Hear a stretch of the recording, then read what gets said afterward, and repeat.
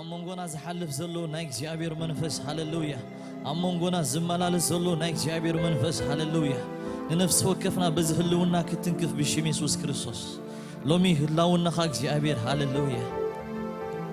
أوه هاللويا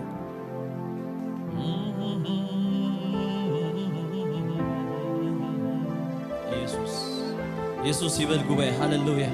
يسوع اسكبلو جابير مسكن هاللويا قبائي يسوع يبل هاللويا لعلو كله طعم سم هاللويا لعلو كله زحر سمك جابير مسكن هاللويا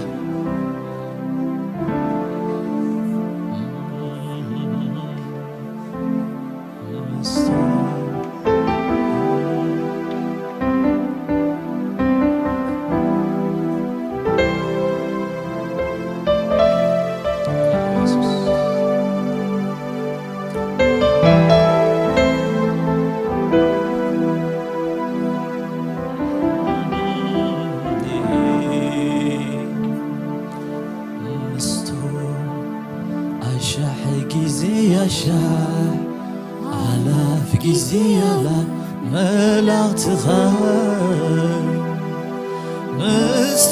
السمايات كلهم سراويتك قدوس قدوس قدوس النبلنا نملخك هالونا مستوم عشاح جيزي عشاح آلاف جيزي آلاف ملاك تخاف مستون السمايات كلهم سراويتك قدوس قدوس قدوس النبلنا نملخك هالونا اسكغوباي قدوس مستوم عشاح جيزي عشاح آلاف جيزي آلاف ملاك تخاف مستوم السمايات كلهم سراويتك قدوس قدوس قدوس النبلنا نملخك هالونا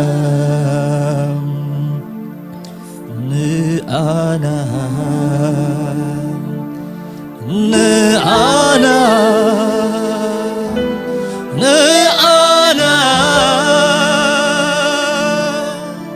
يسوس مصاخة كالنبي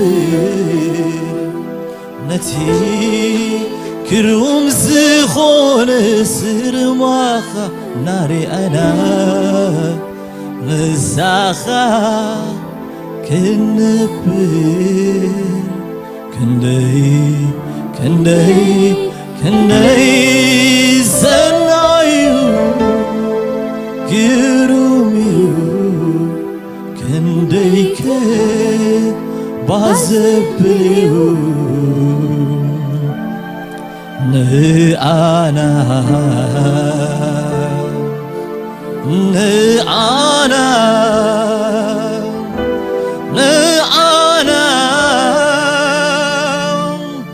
يسوس مساخة كالنبير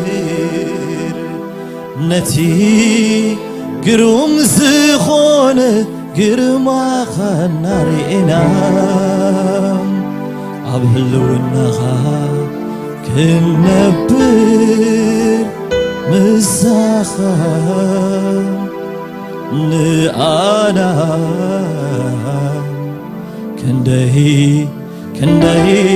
كندي كروميو سنايو كندي كبازبليو سلزي مستوم عشاح جيزي عشاح آلاف جيزي آلاف ملاك تخاف مستوم السمايات كلهم سراويتك قدوس قدوس قدوس النبلنا نملخك هالونا مستوم عشاح جيزي عشاح አላፍ ጊዜ አላፍ መላትኻም ምስቶም ናይ ሰማያት ኩሎም ሰራዊትካ ቅዱስ ቅዱስ ቅዱስ እናበልና ነምልኽካለና አቤት አቤት አቤት ኢየሱስ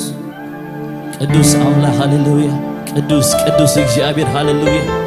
ቅዱስ ይኻ ይብል ጉባኤ ሃሌሉያ ቅዱስ ይብል ጉባኤ ሃሌሉያ እግዚአብሔር ዓቢ ንሱ ቅዱስ ንሱ ሃሌሉያ በላፋት ጊዜ አላፍ ሃሌሉያ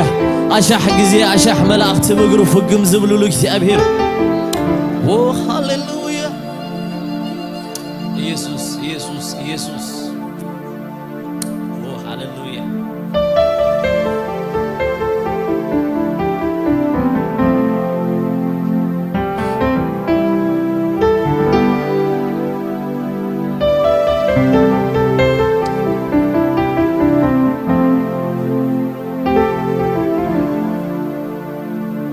ሰማይ ሰማያት ፀሐይ ከዋክብት ቃልካ ፈጢርዎ አቤት አቤት ኢየሱስ ክሳብ እጅእው አሉ እስከ እንደገና ሰማይ ሰማይ ሰማያት ፀሐይ ከዋክብት ቃልካ ፈጢርዎ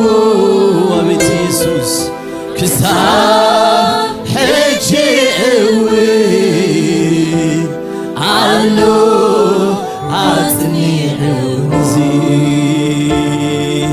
ነዚህ ናስተልተልኮ ከምልኽ ከለኹ ኣምላኸይ ምዃንካ ኢየሱስ የሕጉስ ኣለኹ የሕጉስ ነዚህ ናስተልተልኮ ከምልኽ ከለኹ ኣምላኸይ ምዃንካ ሕጎስውን ሕጎሳል ሕበልዎ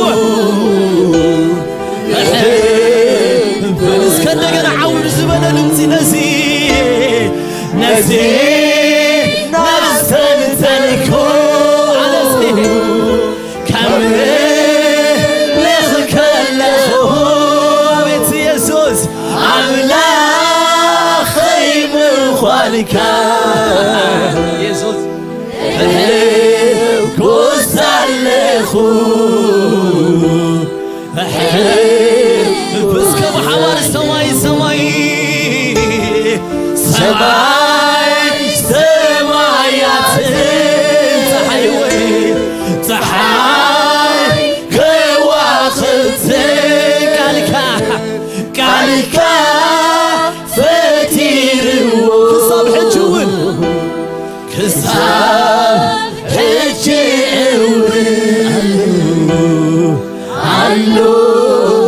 አጽኒዕ ነዚህ ናስተልተልኮ እስከ ምልኽ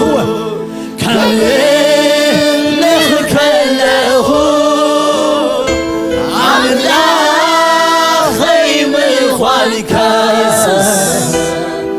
ሕጉስ ኣለኹ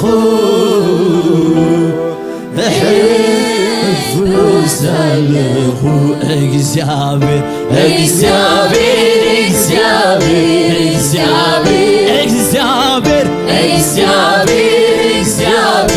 እግዚአብሔር አምላኸይ አምላኸይ አምላኸይ አምላኸይ አምላኸይ አምላኸይ አምላኸይ ንጉሰይ ንጉሰይ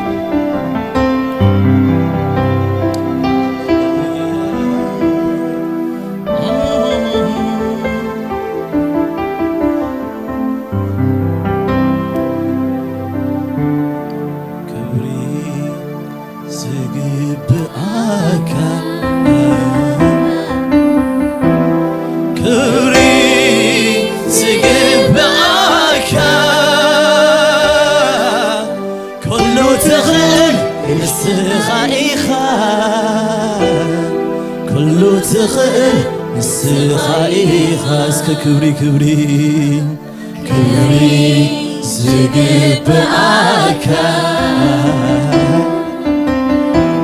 كبري زقب عكا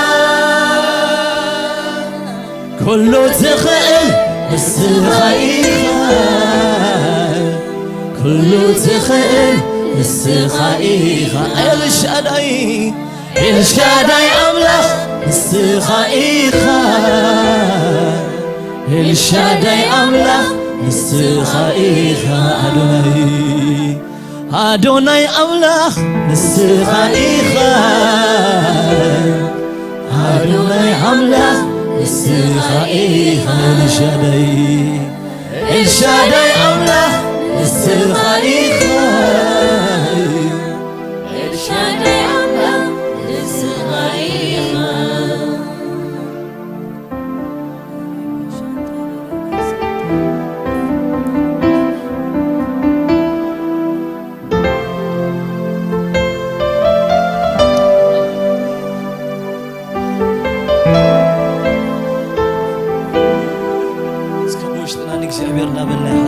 عبيتو الناس تنتنا እግዚአብሔር ይባረክ عبي أملاخ مخانونا حسبنا قبا እግዚአብሔር مسكن هاللويا سمو كم مزمور زحلف يا آمين سمو كينو مزمور زحلف عبي أملاخ እግዚአብሔር مسكن كابتن حنا نفولت قولنا علي عبي أملاخ كابتن الزمرولو نلعلي نسو عبي أملاخي كابتن استبهلنا نلعلي نسو عبي أملاخي هاللويا يسوس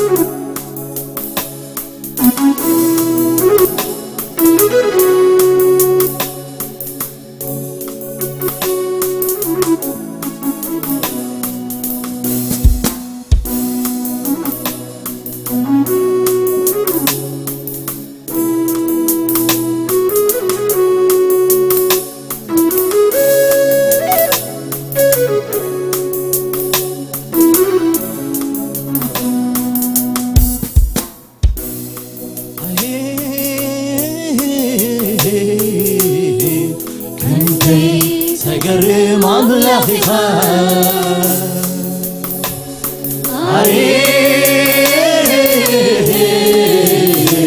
ክንደይ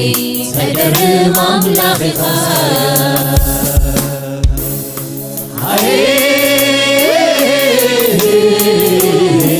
ክንደይ ተገርም አምላኺኻ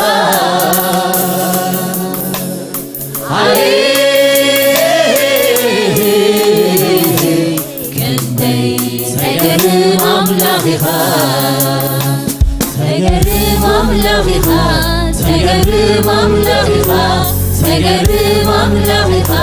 ክንደይ ተገርም አምላኺኻ ተደንቕ አምላኺኻ ተደንቕ አምላኺኻ ተደንቕ አምላኺኻ ክንደይ ተደንቕ አምላኺኻ ተገርም አምላኺኻ ተገርም አምላኺኻ ተገርም አምላኺኻ ክንደይ ተገርም አምላኺኻ ተደንቕ አምላኺኻ ተደንቕ አምላኺኻ ተደንቕ አምላኺኻ ክንደይ ተደንቕ አምላኺኻ ሰማይ ዙፋንካ ምድሪ መገዚእኻ በሕያውነትካ ትነብር ካብ ዘላለም ንዘላለም ከቢርካ ካብ ዘላለም ንዘላለም ነጊስካ ካብ ዘላለም ንዘላለም ከቢርካ ካብ ዘላለም ንዘላለም ነጊስካ ካብ ዘላለም ንዘላለም ከቢርካ ካብ ዘላለም ንዘላለም ነጊስካ ሰማይ ዙፋንካ ምድሪ መርገቲኻ በሕያውነትካ ትነብር ካብ ዘላለም ንዘላለም ከቢርካ ኢየሱስ ካብ ዘላለም ንዘላለም ነጊስካ ካብ ዘላለም ንዘላለም ከቢርካ ካብ ዘላለም ንዘላለም ነጊስካ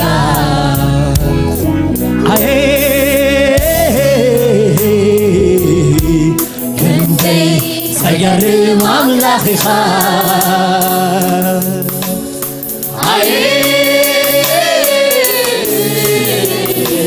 ክንደይ ተገርም አምላኺኻ አቤት አቤት እንደገና እስኪ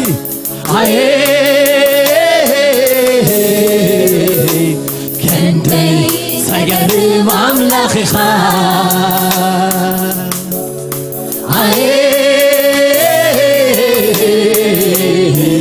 ክንደይ ተገርም አምላኺኻ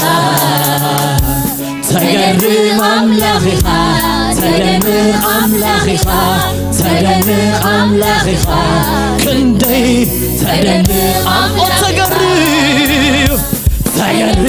አምላኺኻ ተገርም አምላኺኻ ተገርም አምላኺኻ ክንደይ ተገርም ተደንቕ አምላኺኻ ተደንቕ አምላኺኻ ተደንቕ አምላኺኻ ክንደይ ተደንቕ አምላኺኻ ሃሌሉያ ኢየሱስ እግዚአብሔር ዓብይ አምላኽ ሃሌሉያ ስምካ ይባረክ ኢየሱስ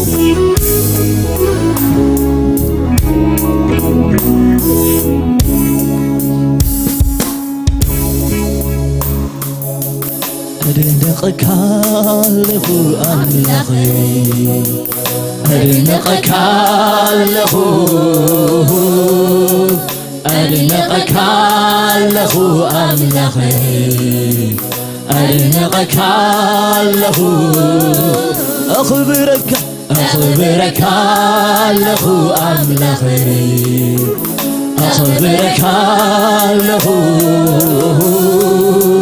أخبرك له أملاخي أخبرك له بارخك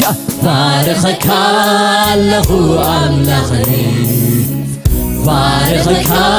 ኣለኹ ባርኸካ ኣለኹ ኣምላኽ ባርኸካ ኣለኹ أملخك له أملخ أملخك له أملخك له أملخ أملخك له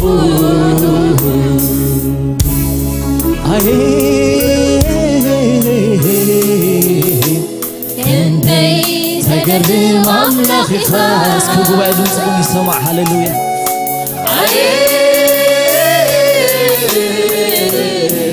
كنتي تقدم أملاخي خاص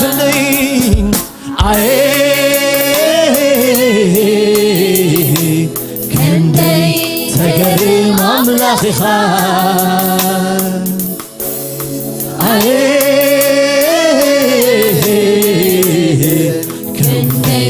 تقرب أملاخي خام تقرب أملاخي خام تدمق أملاخي خام تدمق أملاخي خام تدمق أملاخي خام تقرب أملاخي خام تقرب أملاخي خام تقرب أملاخي خام تقرب أملاخي خام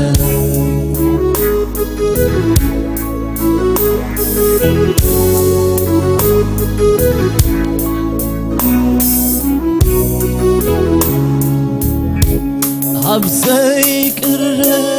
برهان اتنفر بيت كرما خازيو زافر اسك أبزيك بالوم أبزيك برهان اتنفر بيت كرما خازيو زافر قدسكا تنتا تنتبارخ تحي برهانيو دمت خاوم كم بزوع ما ياتيو وسكا قدسكا وقدسكا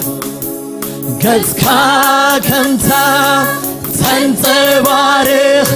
تحي برهانيو دمت خاون كم بزور ما يدريو عبيخا أخبرك كويتايخا يفرحك نبوسيخا اكساكا أملاخيخا أخبرك عبيخا أخبرك قويتايخا فرحك بقوسيخا كساكا أملاخيخا عبيخا أخبرك قويتايخا فرحك نقوسيخا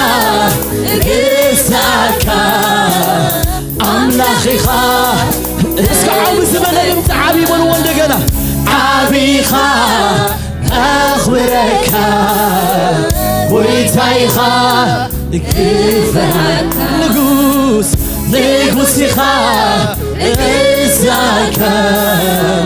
أملاخيخا أخبرك عبيخا أخبرك ويتايخا فرحك نقوسيخا كساكا أملاخيخا عبيخا أخبرك ويتايخا كيفك نقوسيخا كساكا أملاخيخا عبيخا أخبرك زبلكا كويتايخا نكزراكا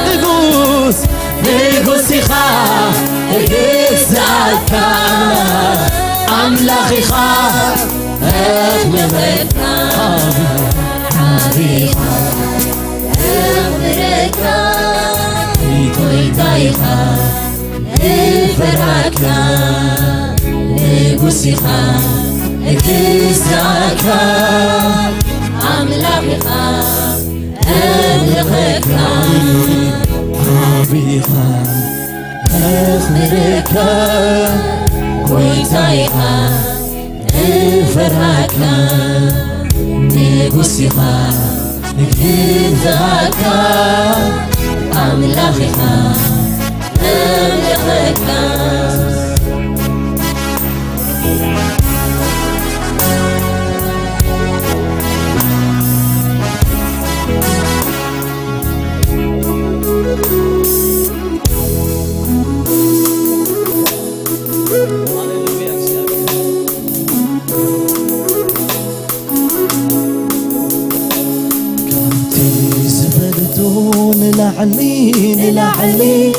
نلعليها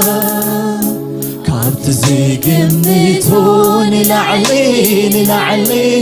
نلعليها وكابت زفلتون كابتي زفلتون نلعليها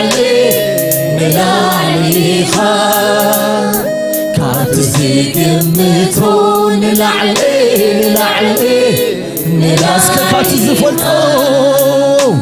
كابتي زفلتون نلعليها كابت زيقميتون نلعليها أزيخا عبي أزيخا فلوي أزيخا سلطون إيخا إزيا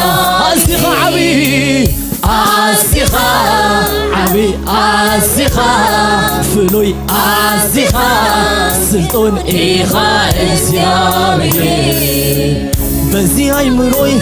عيكم تيكن بحساباتي عيبت حالكن ميلو معتي انت استنتنكو وقعك بلا ليت انت حديكو اكسيابير عبي وليكو اكسيابير عبي وليكو اكسيابير بزي أي مروي عيكم تيكن بحساباتي عيبت حالكن بلو معتي انت استنتلكو وقعك بلا ليت انت حدكو اكسيابير عبي وليكو اكسيابير عبي وليكو اكسيابير عبي بلو اكسيابير عبي بلو اكسيابير عبي بلو اكسيابير عبي بلو اكسيابير عبي بلو اكسيابير عبي اكسيابير عبي بلكو اكسيابير عبي بلكو عبي اكسيابير عبي بلكو اكسيابير عبي بلكو عبيتي اكسيابير هاللويا يسوس كأللتا نزي እግዚአብሔር ሃሌሉያ نزي عبي أملاخ يقبوي هاللويا نسو خفره زقبو عبي أملاخ هاللويا كله كبري كله مسكانة هاللويا كله بركي كوسر زقبو እግዚአብሔር هاللويا زو أملاخ زي أملاخنا يا آمين هاللويا نملخو أملاخ نسو عبي أملاخ እግዚአብሔር هاللويا سماي زفانو يلو آمين مدردما مرقت أقول እግዚአብሔር يبارك هاللويا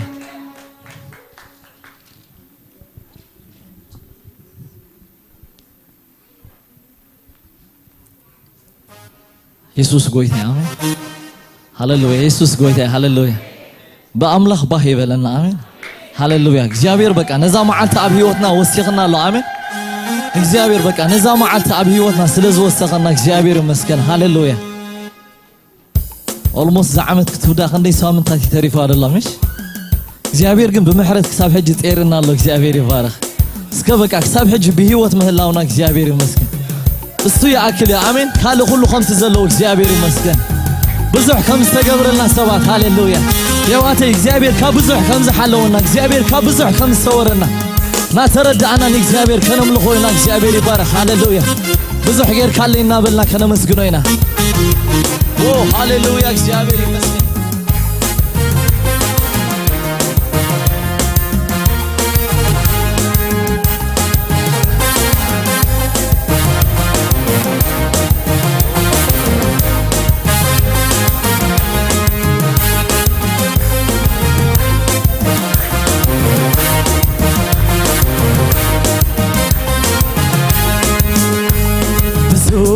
كاللي خمو كمسكنكاي كمسكنكاي تصبوك كاللي خمو كزمركاي سناي كاللي خمو كمسكنكاي كسبت العيتم انت بزوح كاللي خمو كمسكنكاي سناي كاللي خمو كزمركاي صبوك كاللي خمو كمسكنكاي سناي كاللي خمو كمسكنكاي عب هيوتي كل جزير እግዚአብሔር አዚ ኻሰናይኻ እግዚአብሔር አዚ ኻሰናይኻ ሕያውነትካን ሳህልን ምሕረትካን ሰብኪሩኒ እነኹ መስግነካ አኽቢሩኒ እነኹ እስከ ሕያውነትካን ሳህልን ምሕረትካን ሰብኪሩኒ እነኹ መስግነካ أخبروني أنه مسكنك حياونتك سهل محرتك سبقروني أنه مسكنك أخبروني أنه مسكنك هللويا እግዚአብሔር ኢየሱስ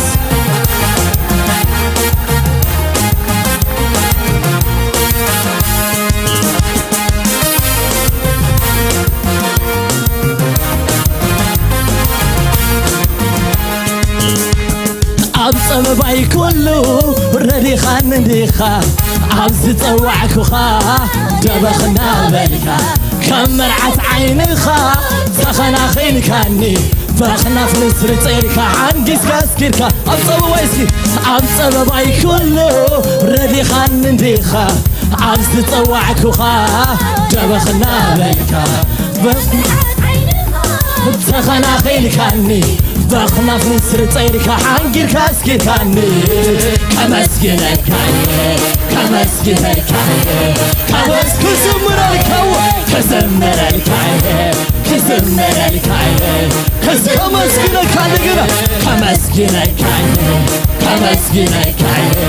كمسكنكاي عم هيوتي كل جزير እግዚአብሔር አዚ ኻሰናይኻ እግዚአብሔር አዚ ኻሰናይኻ ሕያውነትካን ሳህልን ምሕረትካን ሰብኪሩኒ እነኹ መስግነካ አኽቢሩኒ እነኹ ሕያውነትካን ሳህልን ምሕረትካን ሰብኪሩኒ እነኹ መስግነካ أخبروني أنه مسكنك بزوك كاللي خامو كمسكنك سكوشي وشبه هاليلويا كمسكنك سبوك كاللي خام كزمر كزمرلكاي سناي جركاو سناي جركالي خامو كمسجلكاي هاليلويا يسوس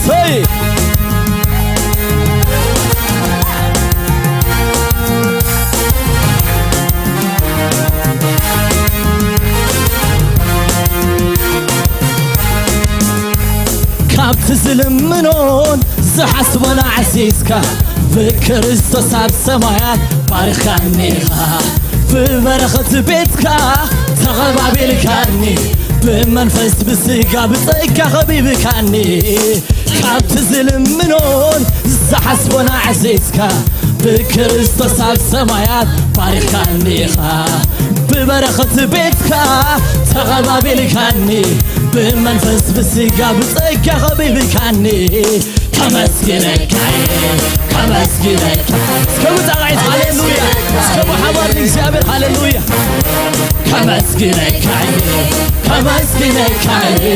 كزمر الكاي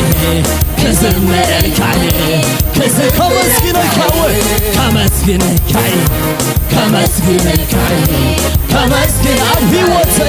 عب هيوتي كل كنسي اكسابيهر عزي خسنايخا اكسابيهر عزي خسن حيا ونتك سهل المهرتان سبكروني انخو مسكنك اخبروني انخو حيا ونتك سهل المهرتان سبكروني انخو مسكنك أخبروني أنه مسكنك كمسكنك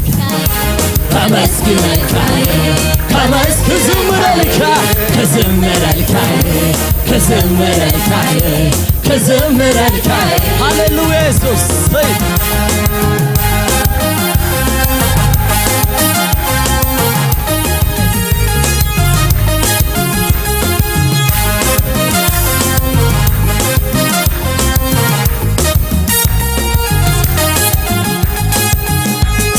هاي عريبات فيلم ثلاثة كنبلو معرفي كعتبو تاريخي كزازمو وقعي تواقيو مضبطو تلمتاتو بس انفاسا فنجو بدفنو دمنو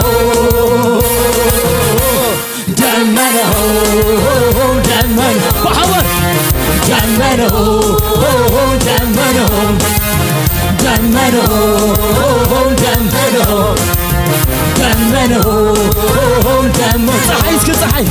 صحي عريبات فيلو ثلاثة كذبلو معرفي كعتبو تاريخي كزازمو وقعي تواقيو قلبتو تلمتاتو بس انفاسا فنجو بدفنو دمنو سيسوس دمنو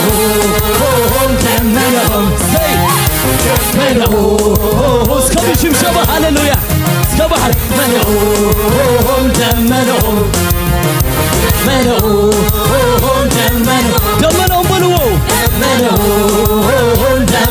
سيسوس صحي عريبات فيلو ثلاثة كذبلو معرفي كعتبو تاريخي كزازمو وقعي تواقيو قلبت قتل متاتو بس انفاسا فنجو بدفنو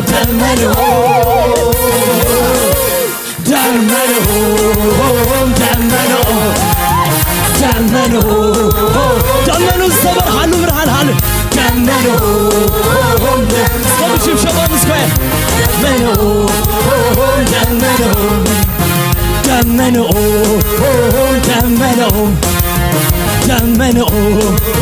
دمنهم عيتحزن بعالم عيتحزن بعالم عيتحزن بالسيطان عيتحزن ولو عيتحزن بالسيستم عيتحزن برهانيو برهاني صوت تلمات سيحزو تلمات عيكمتي نفسو عبسلو برهاني يسوس تنسلما سيحسو تلما تايقمتي نسو عبسلو وقعتا كوين اللي وقعتا وقعتا كوين اللي وقعتا وقعتا كوين اللي وقعتا وقعتا كوين اللي وقعتا وقعتا كوين اللي وقعتا وقعتا كوين اللي صحي عريبة طويلهم ثلاثة كببلو معرفك عطو تاريخي كزازمو وقعي تواقيو بس انفصل فنجو بطنو دمنو دمنو دمنو دمنو دمنو دمنو دمنو دمنهم دمنهم أنا تتبيو وقتي أنا تتبيو تفعتي أنا تتبيو عربتي صحيي بريغة كوين اللي وقعتا وقعتا صحيي بريغة كوين اللي وقعتا وقعتا وقعتا كوين اللي وقعتا وقعتا كوين اللي وقعتا وقعتا كوين اللي وقعتا وقعتا أنا تتبيو وقتي أنا تتبيو تفعتي أنا تتبيو عربتي تحيي بريغة كوين اللي وقعتا وقعتا وقعتا كوين اللي وقعتا وقعتا كوين اللي وقعتا وقعتا كوين اللي وقعتا وقعتا كوين اللي هاللويا يسوس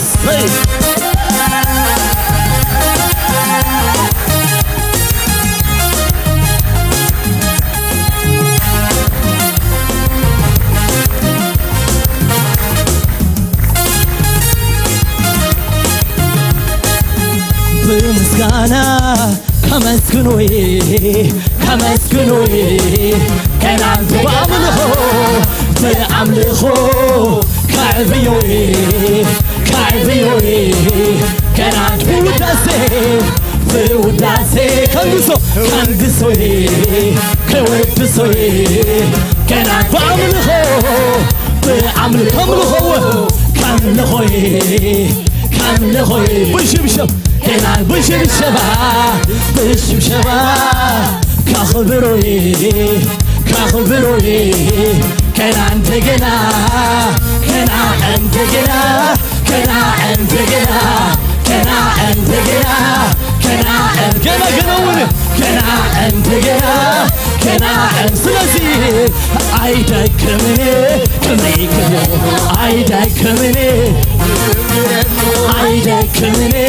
نقص نخبلو عيدك كبر كبر كبر نخبلو عيدك نقص نقص نخبلو عيدك كبر كبر كبر عيدك كبر عيدك كبر كبري كبر عيدك مني نقص نخبلو عيدك كبر كبر نخبلو عيدك مني نقص نخبلو عيدك كبري كبر عيدك مني نقص نخبلو عيدك مني كبر نخبلو عيدك مني نقص بمسكنة كبري كبر عيدك في المسكنة كمسكنوي كمسكنوي كان عندنا بعملخو كعبيوي كعبيوي كان بعملخو بعملخو كودسوي كودسوي كان عندنا بعملخو بعملخو كعبيوي كان بمسكنة وني فهمت كودسوي كودسوي كودسوي كان عندنا كنا كنا عندنا كنا عندنا كنا عندنا كنا يسوس كنا عندنا كنا عيدك من وين عندنا كنا عندنا አይደክምኔ ክብሪ ክህቦ አይደክምኔ ክብሪ ክህቦ አይደክምኔ ንገስ ንኽብሎ አይደክምኔ ንገስ ንኽብሎ አይደክምኔ ክበር ንኽብሎ አይደክምኔ ንገስ ንኽብሎ አይደክምኔ ክብሪ ክህቦ አይደክምኔ ንገስ ንኽብሎ ሃሌሉያ እግዚአብሔር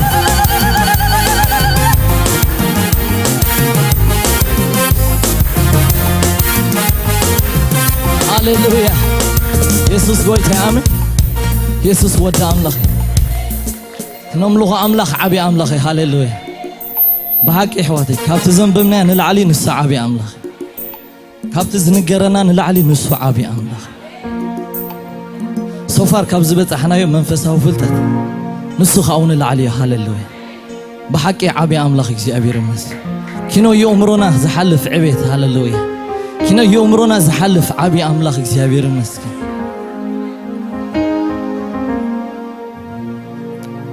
ሃሌሉያ ኢየሱስ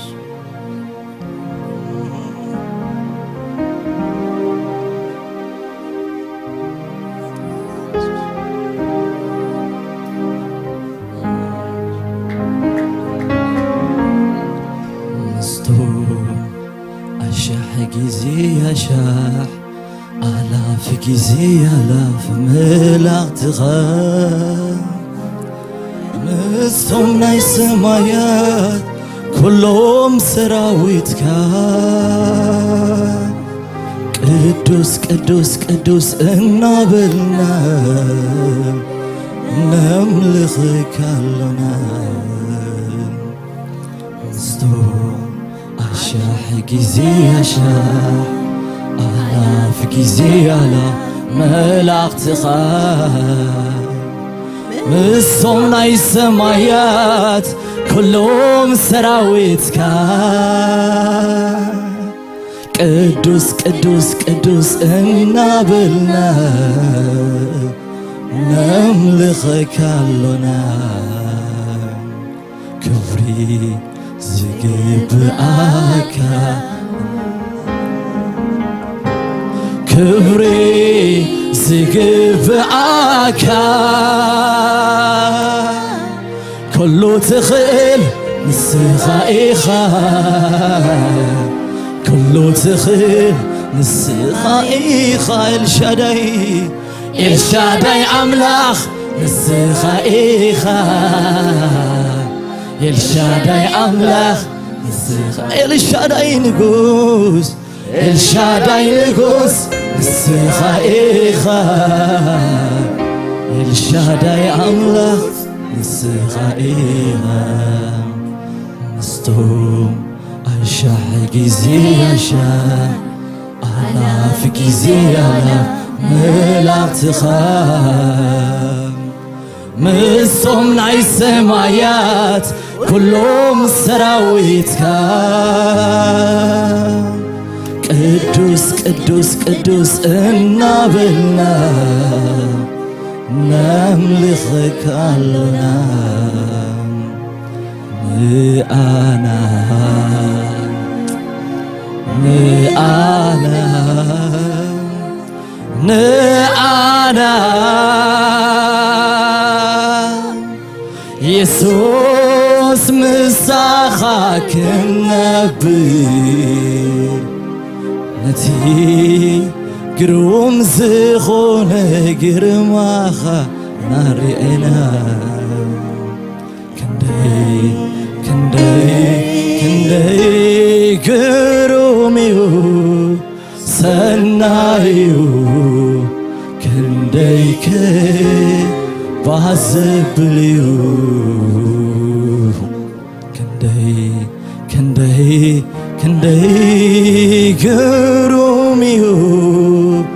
ሰናይ እዩ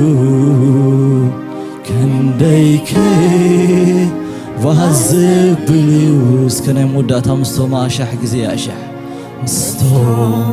አሻሕ ጊዜ አሻሕ አላፍ ጊዜ አላፍ መላእክትኻ ምስም ናይ ሰማያት ኩሎም ሰራዊትካ ቅዱስ ቅዱስ ቅዱስ እናበልና ነምልኽካለና ኢየሱስ እስከ ብዙሕ እልልታ ዝግባእ አምላክ ሃሌሉያ ክብሪ ይግባእካ እግዚአብሔር ሃሌሉያ ነመስግነካለና እግዚአብሔር ሃሌሉያ ስለዚህ ጊዜ ተመስገን መንፈስ ቅዱስ ስለ ረድኤትካ ነመስግነካለና እግዚአብሔር ሆይ ደጊምና እግዚአብሔር ኣብ ቅድሚያኻ ክንቀወም እግዚአብሔር ኃይል ስለ ዝሃብካና እግዚአብሔር ሆይ ነህዝብኻ ብሰላም ተባርኾ ከም ዝበሎ እግዚአብሔር ብሰላም ስለ ዝኣኻኸብካና ነመስግነካለና ክብሪ ኩሉ ንዓኻ እግዚአብሔር ውዳሴ ኩሉ ንዓኻ እግዚአብሔር ሃሌሉያ እግዚአብሔር ይባርኩም ተባረኹ ሃሌሉያ ኢየሱስ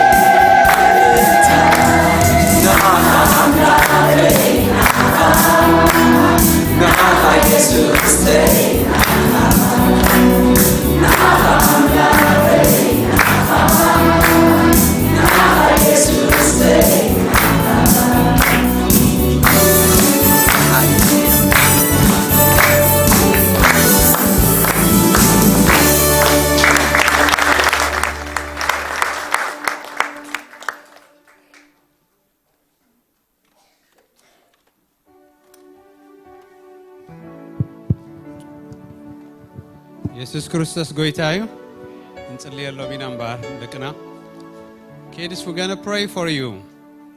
Is that okay? Okay, so cover your eyes and be attentive, okay? Hallelujah. Jesus ጎይታዩ እስኪ አብሩ ሲዮም ቃል እግዚአብሔር ክንትዛረቢና Hallelujah. Hallelujah. እቲ ብዘይ ሓልፍን ዘይ ረክስን ዘይ ጽምሉን ኣብ ሰማያት ተአርኒብልኩም ዘሎ ርስቲ ኣብ ሰማያት ተአርኒብልኩም ዘሎ ርስቲ ብና ኢየሱስ ክርስቶስ ትንሳኤ ካሙታን ብዝሒ ምሕረት ንህያው ተስፋ በሐድሽ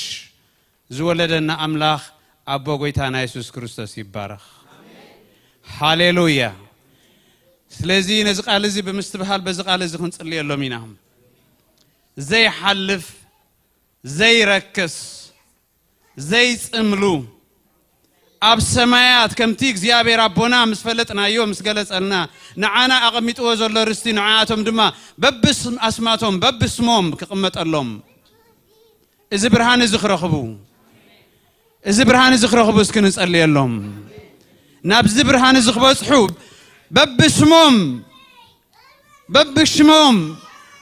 ሰማያዊ አካውንት ክኽፈተሎም ሃሌሉያ እስኪ ትዝበለጸ ነገር ዘይ ሓልፍ ዘይ ረክስ ነገር ንጸልየሎም ነዚ ክረኽብዎ ምሳና ድማ ክወርሱ ብጎይታ ኢየሱስ ክርስቶስ እዚ ብርሃን ሐቅ ካግለጸሎም ጎይታዬ እዚ ብርሃን ሐቅ ካብኣቶም ይገለጽ እዚ ዘይ ሓልፍ ዘይ ረክስ ኤክስፓየር ዘይ ከውን ዘለዓለማዊ ርስቲ ከምቲ ንዓና ዝሃብካና ኣብኣቶም ድማ ክኸውን ብሽም ኢየሱስ እግዚአብሔር በትዝበለጸ ርስትኻ ክትርስትዮም ንዓኻ ድማ ከምቲ ንሕና ወረስትኻ ድኾና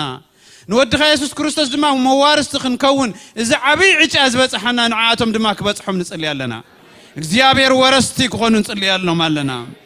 ኣብ ሰማይ ርስቲ ክህልዎም ንጽልይ ኣለና ዘይውሰድ ርስቲ ክህልዎም ንጽልይ ኣለና ምሳና ክወርሱ ንጽልይ ኣለና ምስ ጎይታ ኢየሱስ ክርስቶስ ክወርሱ ንጽልይ ኣለና እግዚአብሔር ዘለዓለማዊ ርስቲ ክኽፈተሎም ንጽልይ ኣለና ነፍስ ወከፎም በብሽሞም ዝኽፈት ርስቲ እግዚአብሔር ዘይ ሓልፍ ዘይ ረክስ ርስቲ ብስሞም ክኸውን እስኪ ንባርኩም አታወደ እግዚአብሔር በዘላለማዊ ርስቲ ይባርክካ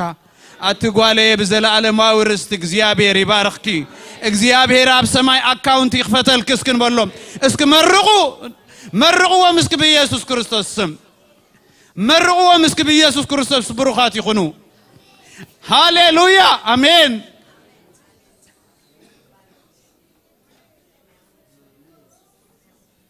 ሃሌሉያ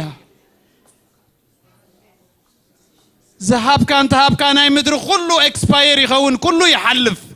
زي حلف سماء ورستي يرخبهم بيسوع كريستوس زي حلف سماء ورستي يرخبهم كل عتي الكاز زي تنعق بسمهم كتكفتك زي أبير بقويتا بيسوع كريستوس مسانا كورسون صلي لنا حدا كوافت سيموك زي أبير رستو زي بلو خيكون صلي لنا حدا كواب زي رستي خيكون صلي لنا እግዚአብሔር ርስቱም ይኹም ዝተባህለ ለዋውያን ናይዚ ዘመን እዚ ለዋውያን ክኾኑ እንጽልይ ኣለና ርስቶም እግዚአብሔር ክኸውን እንጽልይ ኣለና እግዚአብሔር ሓደኳ አይትረፍ ሓደኳ ምስ ዲያብሎስ ድኸይድ አይሃሉ ሓደኳ ዝጠፍ አይሃሉ በኢየሱስ ክርስቶስ ኩሎም ኣብ መንግስቲ አምላኽ ስሞም ይጽሐፍ እግዚአብሔር ምሳና ይውረሱ በዚ ጽቡቅ እንቀና ኣለና ሰናይ ምግባርካ እሞ ሰናይ ስለትገብር ንባርካካ ኣለና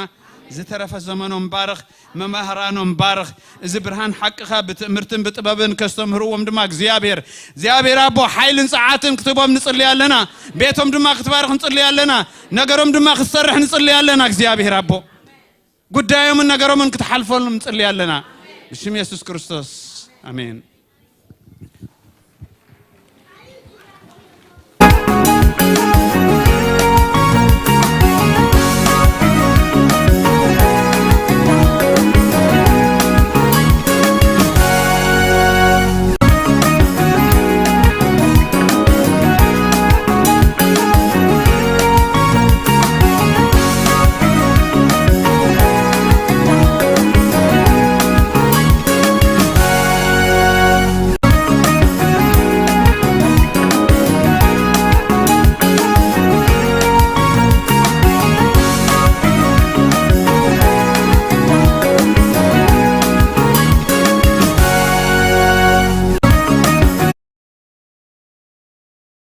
እግዚአብሔር ሲ ኣነ ድሓስበልኩም ሓሳብ ደሓን ሓሳብ ጽቡቕ ሓሳብ ሰናይ ኢልና ኣሜን ሎሚ ንነፍስ ወከፍና ጽቡቕ ኣለዎ ከምቲ ዝተጸበናዮ እግዚአብሔር ክባርከና ኣሜን ኢየሱስ ጎይታ እዩ እስከ ክንጽልይና ኩላትና እግዚአብሔር አምላክ ነመስግነካ ለና ስምካ ዓብይ ሞ ተመስገን አቦ ንስኻ አቦ ምሕረትኻ ሞ ነመስግነካ ለና بمحرتك بسهلك بتصقاك خليلك أن الله خمو تمسجن تصقاك نزل ألم سلزنا برنا مسجنك لنا لمون أبهي وتناك جابير زعد مزوسك أبيتك خمزيلنا سمك خنصوع سلزجبرك أنا مسجنك لنا جابير أبو سلت عب محرتك دقيم مسجنك لخو سلز أنحنا جزي تمسجن سلا مزمور تمسجن سلا أملخو تمسجن عبي إخا نبلا لنا أبهي وتنا من مسجنك لنا جابير أبو نسخة من برختنا خم وتمسجن كابتي ذهب كنا حجي كم تقل كذبلو بفتة ولبنا أنا بخنم تصلنا مو جابير أزي خسلت بارخنا نمسجنك لنا برخة أم نفس وقف بيت لزخون تمسجن تعرف دولك زي كل نسخة تركبه باسم يسوع آمين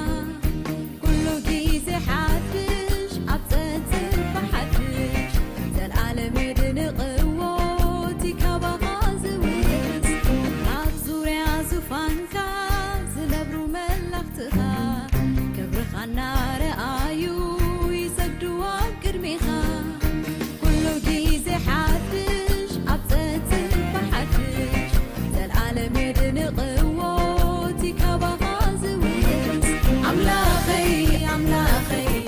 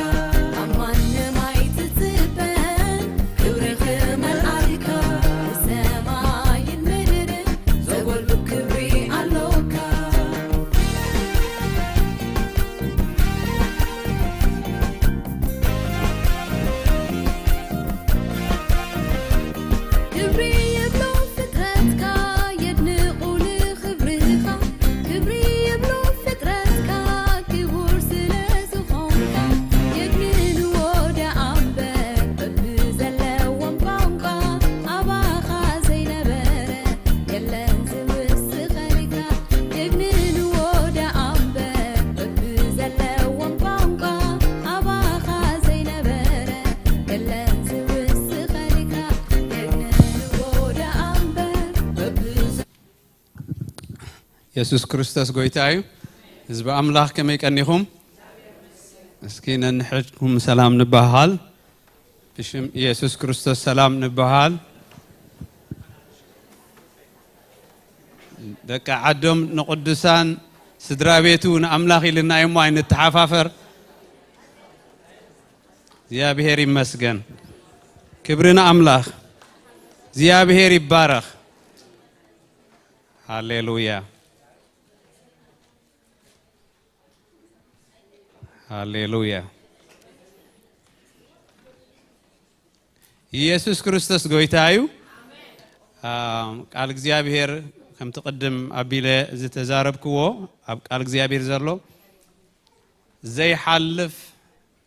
ዘይረክስ ዘይጽምሉ ርስቲ ኣብ ሰማያት በጎይታ በኢየሱስ ክርስቶስ ተዳሊልና አሎ በዚህ ድማ ንሕጎስ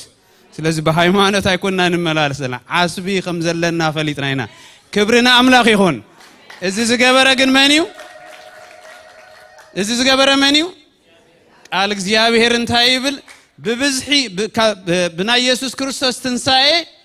ከም ምውታት ይብለና በኢየሱስ ክርስቶስ ይኮይንልና ሞ ክብር ንስሙ ይሁን ስለዚህ ድኽነት አባና የለን ዘይ ሐልፍ ርስቲ ኣብ ሰማያት አለና ምሕዋተይ በዚ አዚና ባህ ይበለና በዘይ ምክንያት አይኮነን ቃል እግዚአብሔር ተሐጎስ በጎይታ ተሐጎስ ደጊመ ድማ ተሐጎስ ይብለኩም አለ ምክንያቱ በጎይታ ዝተከፍተ ርስቲ አለና ፈጺሙ ዘይ ወሰድ ርስቲ ካባና ዘይ ወሰድ ርስቲ አለና በምንም ተአምር ክሳድና አድኒና ክንመላለስ ናይ እግዚአብሔር ፈቃድ አይኮነን ኢየሱስ ክርስቶስ ዘአክል ተሰቂሉ በደሙ ሐጺቡ ቀዲሱ አጽሪው ኣብ ቅድመ እግዚአብሔር ደው ካበበለናስ እንታይ ዘሕፍር ነገር አለና ውርደትና ኮወሲዱ ወይ እግዚአብሔር ስሙ ይባረክ እጅርማ ቃል እግዚአብሔር ክንሰምዒና ቃልካ ነግረይ መብራህትን መገደይ ከብርሃን ይሞ ንገርህታ ድማ አእምሮ ይህብሞ ብናይ ግርህነት መንፈስ ክንሰምዖይና ፓስተር ግርማይ ለማዓት በቃል እግዚአብሔር ከገልግለና we welcome you pastor መንፈስ እግዚአብሔር ምሳኻ ይሁን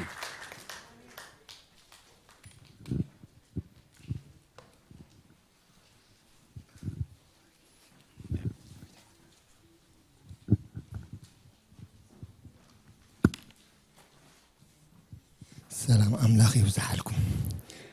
ኢየሱስ ጎይታዩ ኢየሱስ ጎይታዩ ድምጽኩም እስከአባቡ ኢየሱስ ጎይታዩ ኢየሱስ ጎይታዩ ኢየሱስ ጎይታ ክንብል ኮለና ኣብ ሰፈር ጸላትና ምንዋጥ ስለዝኾነ ልማድ ስለዝኾነ ይኮንኩም ከም ዝብል ኣብ ዝሃለኹም ኢየሱስ ጎይታ በሉ እግዚአብሔር ይመስገን ስለዚህ ለማዓንቲ ድማ ኢየሱስ ጎይታዩ ኣብቲ ኢየሱስ ጎይታ ዝኾነሉ ቦታ ድማ ጽቡቕ ነገር አለ ኣብቲ ኢየሱስ ጎይታ ዝኾነሉ ሓርነት አለ ፈውስ አለ ካብ ጸልማት ምውፃእ አለ ሓራም ምዃን አለ ምክንያቱ ኢየሱስ እንድሕራሎ ጽቡቕ ነገር አለ ኢየሱስ እንድሕራሎ ሰናይ ነገር ስለዘሎ ስለዚህ ካብ ኢየሱስ ምህላው ዝተላዓለ ጥራይ ጽቡቕ ነገር አለ እግዚአብሔር ይመስገን ስለዚህ ለማዓንቲ ድማ ነትጎንኩም ደለ ሓውኩም ሓፍቱኩም እስከ ሎሚ ምሳኻ ኮይነና አምላኽ መምላኺ ብጣዕሚ ደስ ብለን ነው እስከፈልዎ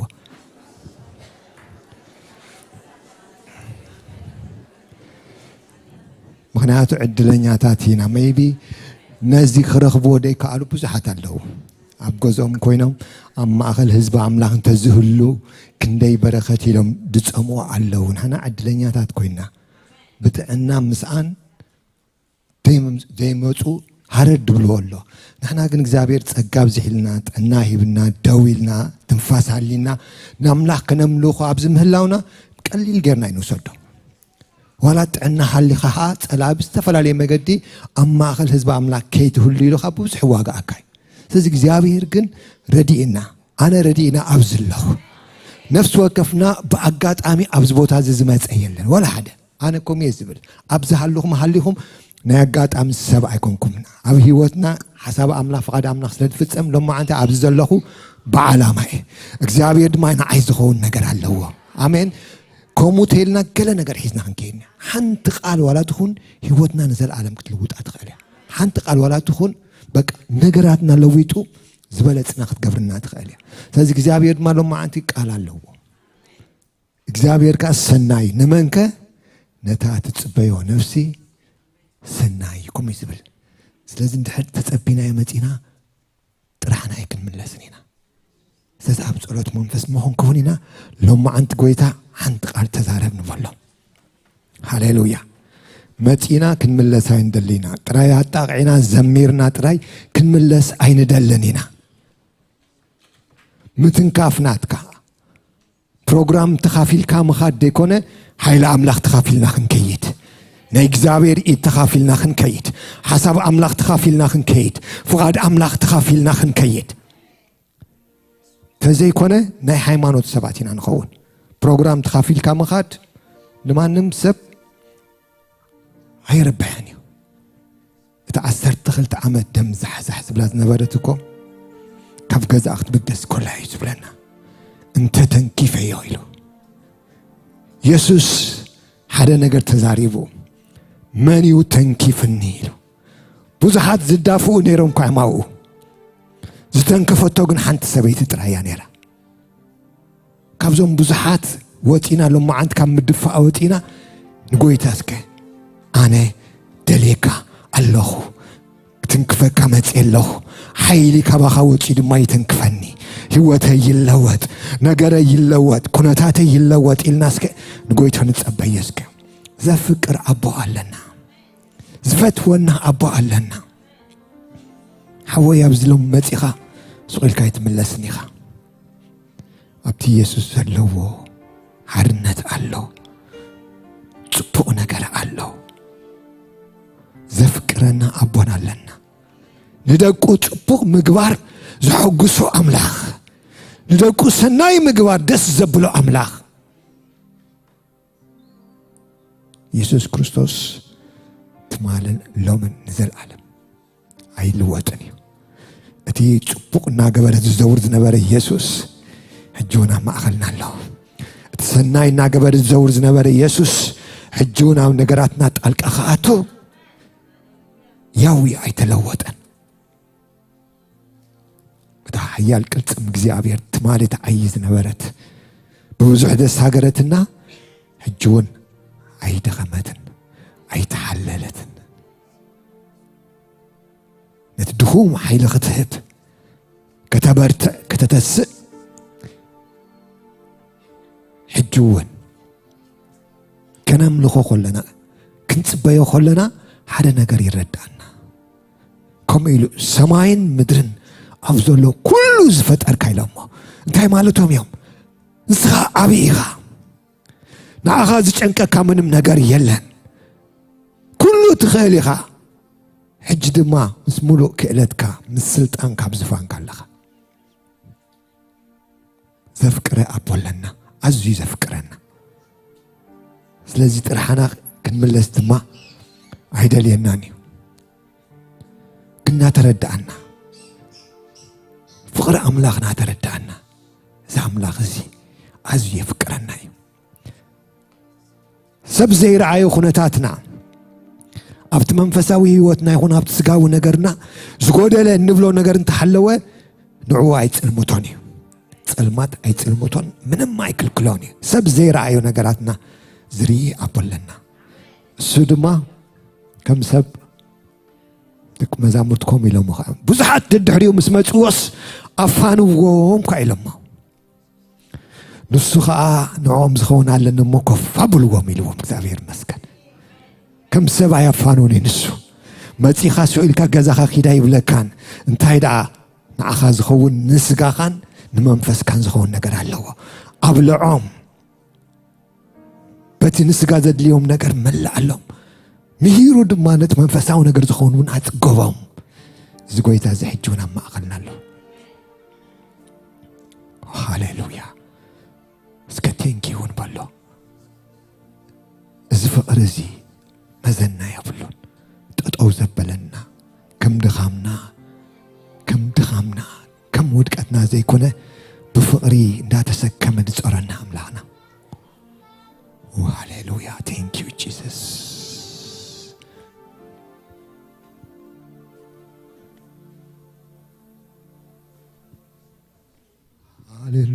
ሃሌሉያ ኢየሱስ ጎይታ ኢኻ ቴንክ ዩ ሎርድ ጂሰስ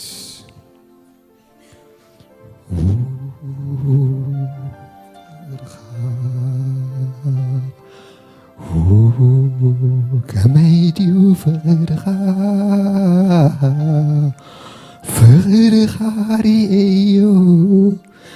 ኣስተማቒረዮ ካብ ኩሉ ዝበልጥ ኮይኑ ረኺበዮ ናትካ ፍቕሪ ናትካ ፍቕሪ ሃሌሉያ ከመይ ድዩ ፍቅርኻ ከመይ ድዩ ፍቅር ናስተውዓልና እስክንዘምሮ ፍቅርኻ ርአዮ ኣስተማቒረዮ ካብ ኩሉ ኣሜን ኮይኑ ረኺበዮ ናትካ ፍቕሪ ናትካ ፍቕሪ ኣለፋለዎ ናትካ ፍቕሪ ናትካ ፍቕሪ ኣለፋለዎ ከመይ ድዩ ፍቅርኻ ኣቤትወ ከመይ ድዩ ፍቅርኻ ፍቅርኻ ርአዮ ኢየሱስ ኣስተማቒረዮ ካብ ኩሉ ዝበልጥ ኮይኑ ረኺበዮ ናትካ ፍቕሪ ናትካ ፍቕሪ ኣለፋለዎ ኣቤትወ ናትካ ፍቕሪ ናትካ ፍቕሪ ኣለፋለዎ ከመይ ድዩ ፍቅርኻ ኢየሱስ ሃሌሉያ ከመይ ድዩ ፍቅርኻ ፍቅርኻ ርአዮ ኣስተማቒረዮ ሃሌሉያ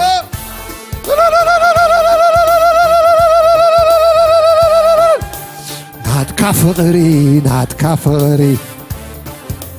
ሃሌሉያ ናትካ ፍቕሪ ኢየሱስ ያዳለዎ ከመይ ድዩ ፍቅርኻ ናተይ ኣቦ ሃሌሉያ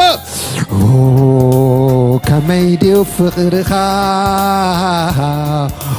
ፍቅርኻ ርአዮ ኣስተማቒረዮ ካብ ኩሉ ኮይኑ ረኺበዮ ናትካ ፍቕሪ ናትካ ፍቕሪ ኣለፋለዎ ናትካ ፍቕሪ ናትካ ፍቕሪ ዝያዳ ኣለዎ ከመይ ድዩ ፍቅርኻ ኢየሱሰይ ሻካላባዳባሽ ፍቅርኻ ርአዮ ኣስተማቒረዮ ካብ ኩሉ ዝበልጥ ኮይኑ ረኺበዮ ናትካ ፍቕሪ ናትካ ፍቕሪ ሃሌሉያ ኢየሱስ ናትካ ፍቕሪ ናትካ ፍቕሪ ያዳለዎ ከመይ ድዩ ፍቅርኻ ኢየሱስ ከመይ ድዩ ፍቅርኻ ፍቅርኻ ርአዮ ኣስተማቒረዮ ካብ ኩሉ ዝበልጥ ኮይኑ ረኺበዮ ናትካ ፍቕሪ ናትካ ፍቕሪ ዝፈልዎ ናትካ ፍቕሪ ናትካ ፍቕሪ ዝያዳ ኣለዎ ናትካ ፍቕሪ ናትካ ፍቕሪ ኣለፋለዎ ናትካ ፍቕሪ ናትካ ፍቕሪ ኣለፋለዎ ናትካ ፍቕሪ ናትካ ፍቕሪ ዝያዳ ኣለዎ ሃሌሉያ ኢየሱስ ሃሌሉያ ሃሌሉያ ኢየሱስ ጎይታ ቴንኪዩ ነኽብረካ ኣለና ብናይ ዘለዓለም ፍቕሪ ዘፍቀርካና ኣቦ ካብቲ ጨካን ዘይናዕሲ ጸላኢ መንዝዕካ ጥሪት ዝገበርካና ናትካ ዝገበርካና ወረስቲ ዝገበርካና ውሉድካ ዝገበርካና ጎይታ ክብሪ ንህበካ ኣለና ካብዚ ዝዓቢ ነገር የለን ካልእ ኩሉ ተወሳኺ ጎይታ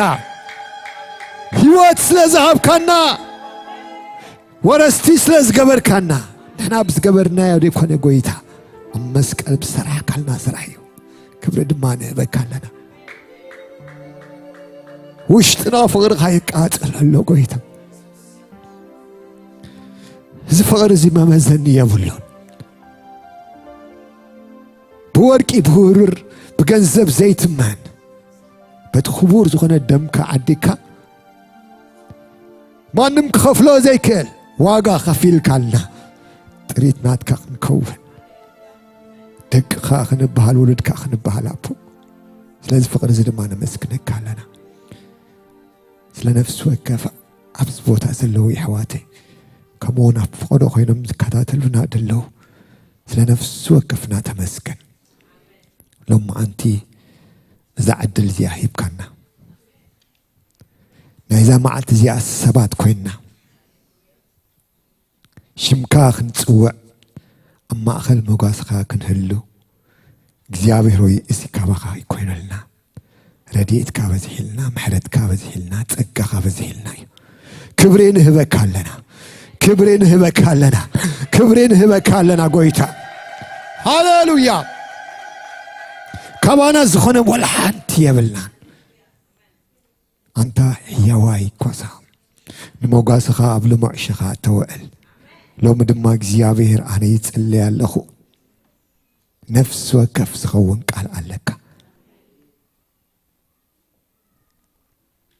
ማንም እግዚአብሔር ከም ዝመጽ ሱቅ ኢሉ ኣይመለስ እዚ ጽምዓት እዚ የብልናን ከምቲ ቶም ሰብ ጥርኢ ኢየሱስ ክንሪኦ ንደሊ ኣለና ዝበሉ ሎሚ ጎይታ ንዓኻ ክንሪኤካ ንደሊ ኣለና ኢድካ ክንርኢ ንደሊ ኣለና ሓይልኻ ክንርኢ ንደሊ ኣለና ክብርኻ ክንርኢ ንደሊ ኣለና ኣብ ህይወትና ሓድሽ ነገር ክኸውን ንደሊ ኣለና ኢድካ ሕጂ እውን ኣይደኸመትን ኣይተሐለልካን ጎይታ ንነፍስ ወከፍና ብዘድልየና ዘበለ ክትረድአና ከተልዕለና ከተዛርበና ከተተስአና እግዚአብሔር ሕያው ስለዝኾንካ ተመስገን ለዛ መዓልቲ ኣነ መስግነካ ኣለና ከምቲ ቃልካ ዝብሎ በዛ መዓልቲ ኣምላኽ ዝፈጠራ ንተሓጎስ ባህ እውን ይበለና ተባሂሉ ተጻሒፉሎ እሞ ስለዛ መዓልቲ ኣነ መስግነካ ኣለና እግዚአብሔር ሽምካ ንባርኽ ኣለና ሕጂ እውን እግዚአብሔር ሆይ ኣብዚ ቦታ መፂና ኣለና ስኢልና ክንምለስ ዘይኮንና በቃልካ ገለ ውሽጥና ሕሾክ ትብለና ድምፅኻ ከተስማዓና ዳሃይካ ክንስምዕ እሞ ክንትስእ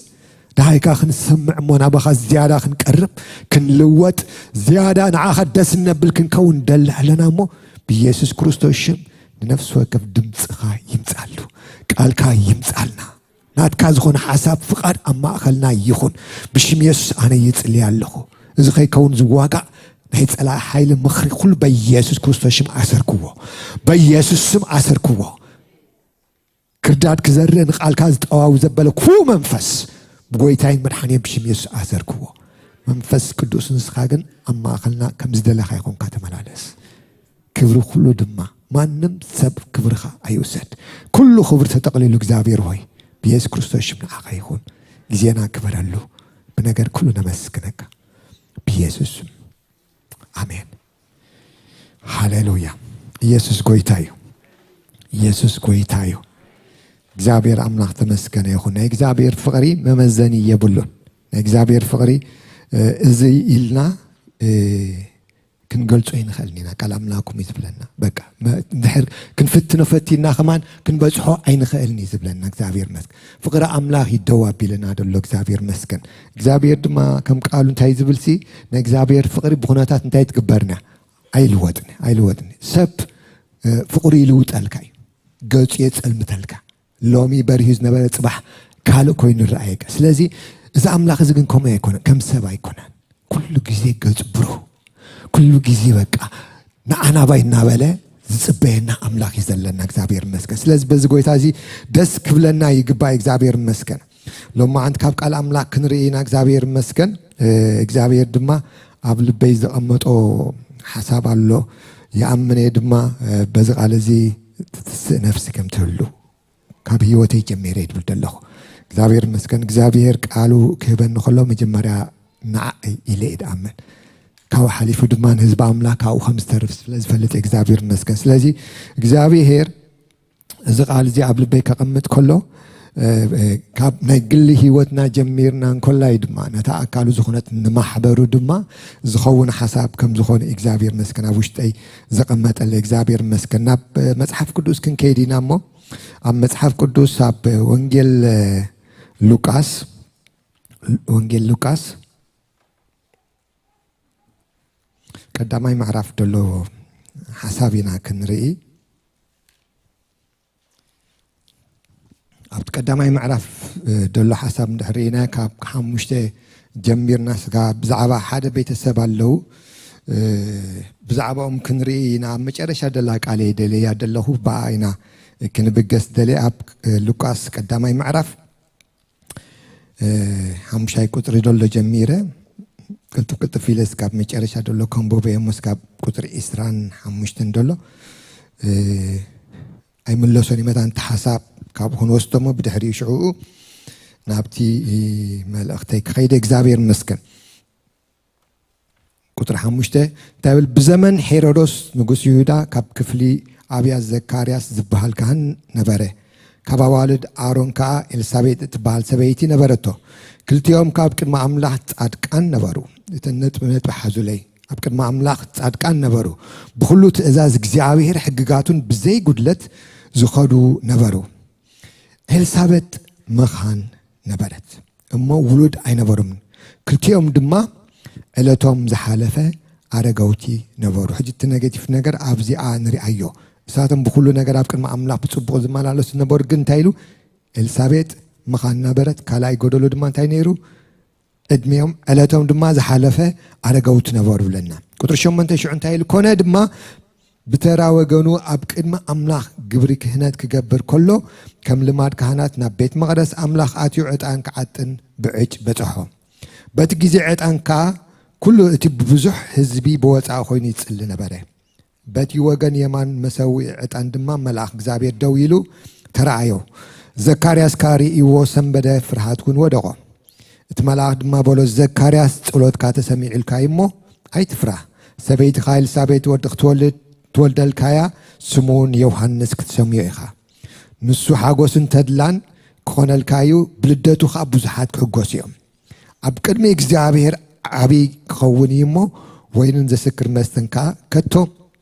أكستنيو جنا أبكر سعدي يخلو منفس قدوس كمالويو نبزحات كابدك إسرائيل ناب إجزابير أملاكم كمال سميو نسو بقع حزبي نجزابير كدالو لبعبوتات نولود زي أزداد دمان نبتبت أركان كمالس بمنفس إلياسن بحايلون كأكميو كخيد إيو زكارياس كانت ملاخ أنا أريجي سبيتي كعلى تحالف إيمو نزب من تايك فولت إيه بلو تملاك كامليس بلو أنا أبكر مع أملاح زقوم جبريل إيه زاربا كان نزد ما خبس ركانيك أباخات التلاقو نوخا نتبجزيوز في تسمزرباي سلزي أمانكا كسابتي إتا إزي نجر زغون الله معالتي عباس كتكون مزرابون كتسأنيخا إتهم أكوباس سب كنزكارياس تباي ونورو إتي عبيت مقدس مدونغايون أستنكرهم مسوات أدما كزارو مايك آلن شعو عم مقدس رأي كم زرعي فلتو نسدما بإيدو عمل كتم عباس كوينون ينبر نبره كون دماك أنا مقلقالو مساب صحي نبيتو خده دهريتن معالتات تيين إلسابيت سبيتو تنستمو قويتاي نعاي بزرعي اللي معالتات اسراني كاب ماخل السب من تكرحل كم زي قبر الليلة هموش تورحي نفسها حبقات بلنا تحسابي دلا أبزع إسران 4 إسران هموشن دلا انتهي تقول دهريتن معالتات تيين إلسابيت سبيتو تنستمو إلا استاتزاربتا قويتاي نعاي بزرعي الله بزرعي اللن معالتات إجزابير زرعي الله معالتات نيرو شعو خبتا معالتي أنتي كوين بلنا حسراني كم ما أخل سب من خرح كم زي قبل الليلة فتحيبي أدلو أرأستي أبكلتي أنت تحيزا دادلا تاكن حسابي دلاكن حسران زرحق أملاك تبلي إجزابير مسكن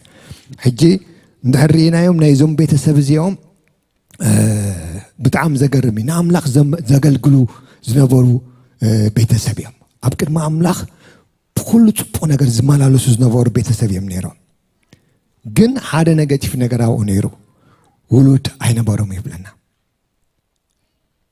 ውሉድ ደይምንባሮም ጥራይ ደይኮነ ከዓ ካብኡ ከዓ ዕድሜኦም ሓሊፉ ድማ እርጋን ዘርከቦም ክወልዱ ዘይክእሉ ዓይነት ሰባት ኮይኖም በቃ ነገር ተወድዩ ኢሎም ዝደምደሙ ሰባት እዮም ነይሮም ኤልሳቤጥ ሓደ ነገር እያ ትወስድ ነይራ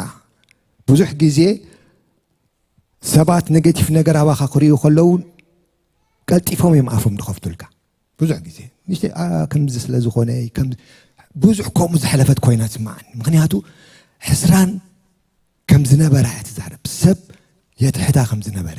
ሰብ ብብዙሕ ነገር يحسيروا خم زنبر مو أوش صارت أنا هتيا بتا أملاخ زرعي اللي معتقن حسران ينتجر الليلة عريق الليلة كتابير معلت اللو كتابير معلت اللو حنسب سيدان بق كم زجيريكو ولا عين الزربو بوش تناقنا تزلنا تسفحنكو خبيلو بق حزر كم ديتك مجيرو كريكا خالي أبكن مجزابير كوكوما يكون عين بلدن جزابير معلت نيرو نا سادي فلت أتنبر جزابير معلت نيرو بو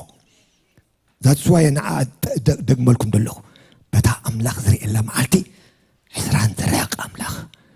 سب دلايو يزارب سيد أن دلايو أفو يغفت جزابير كن معلت اللو نزوم بيتسب زيهم كقرمكم بتعمي أنا زدنا بزوم بيتسب زيهم بنا هنا أبز الزمن زلنا خنرق خلنا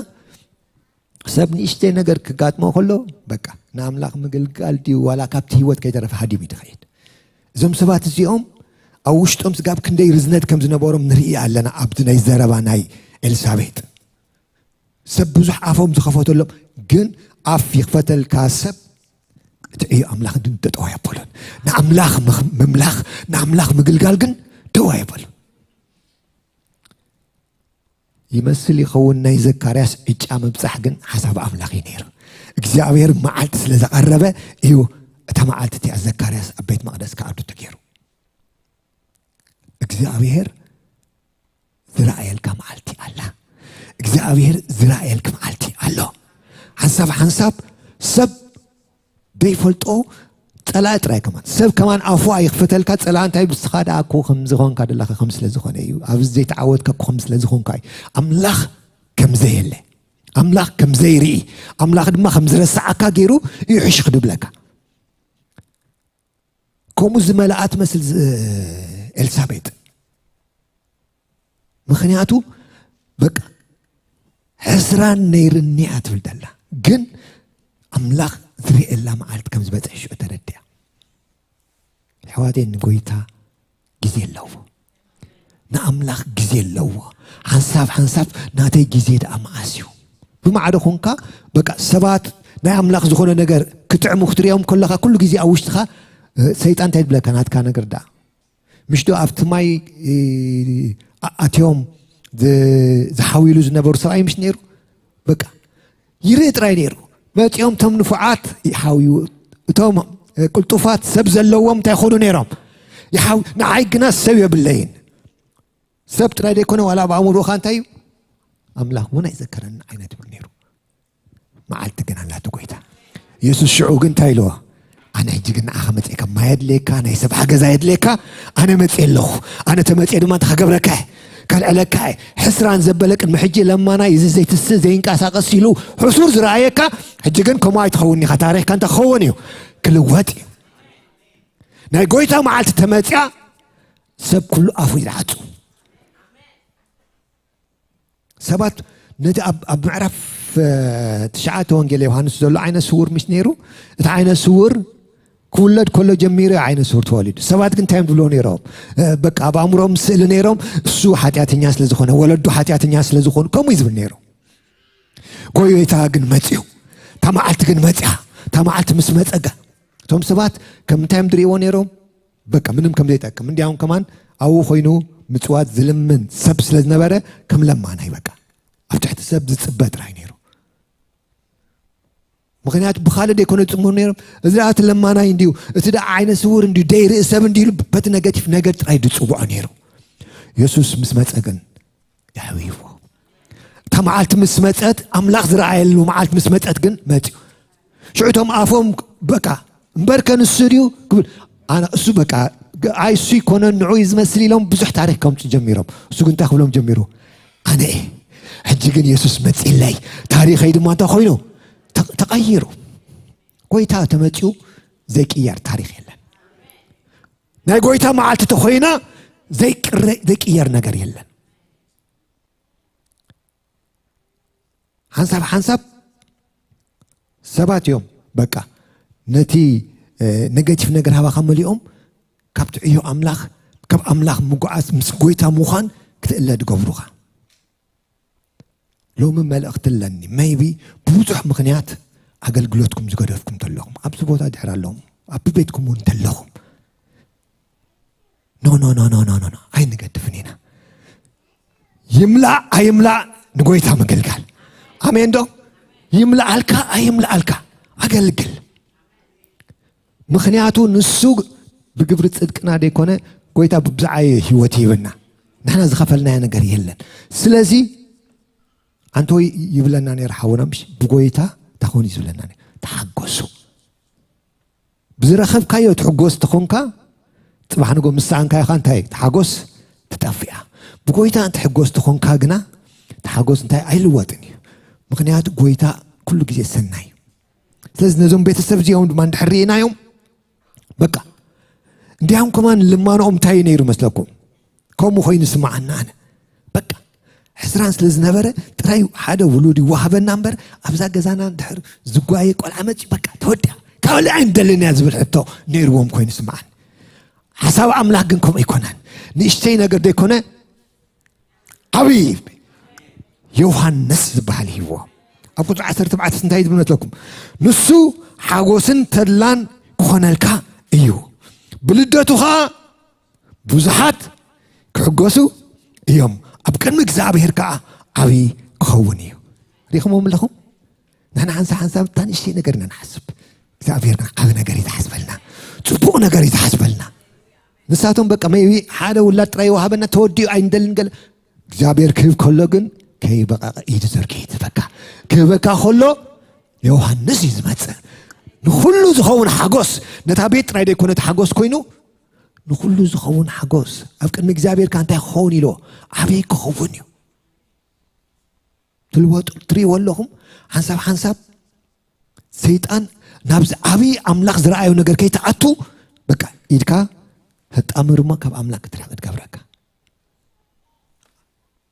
ملك تيحزن لي كلا قدي لكم هي أملاك عين هدك كبيت أملاك عين دفع بزح ملأ تاريخهم يوم قبل بيسوس للأمة دقاقي من بزح جزء تزداروا وتحلوا انت دقيمنا انت برتئنا أبيت أملاقنا هلو حنساب كي تعمل كاي غالي بزي يقدس معالت الله أملاك الألاكا خلو زي تتصبخاي خقرمكاي نيشتي إذا حادتك عبي نقر كبكاي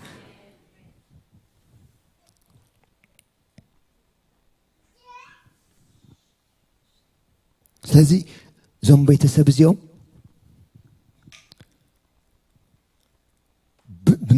ብተኣካይዶኦም ድሕሪናዮ ብጣዕሚ ፅቡቕና ቅድሚ ኣምላኽ እንዳኸዱ ዝሓለፈ ይስበኸና ነይሩ ምሽ ኣብ መዝሙር ዳዊት ኣላ 73 ከነንብባ ዝደለኹ ሓንሳብ ብኸምኡ ክትሓልፍ ከለኻ ሰይጣን ኣብ ሓሳብካ ዘምፅኦ ዝሓለፈ ከማን ትትንከፍ ነይራ ታቃልትያ أب 73 مزمور داوود كاب حدا دلو جميرة كم بوه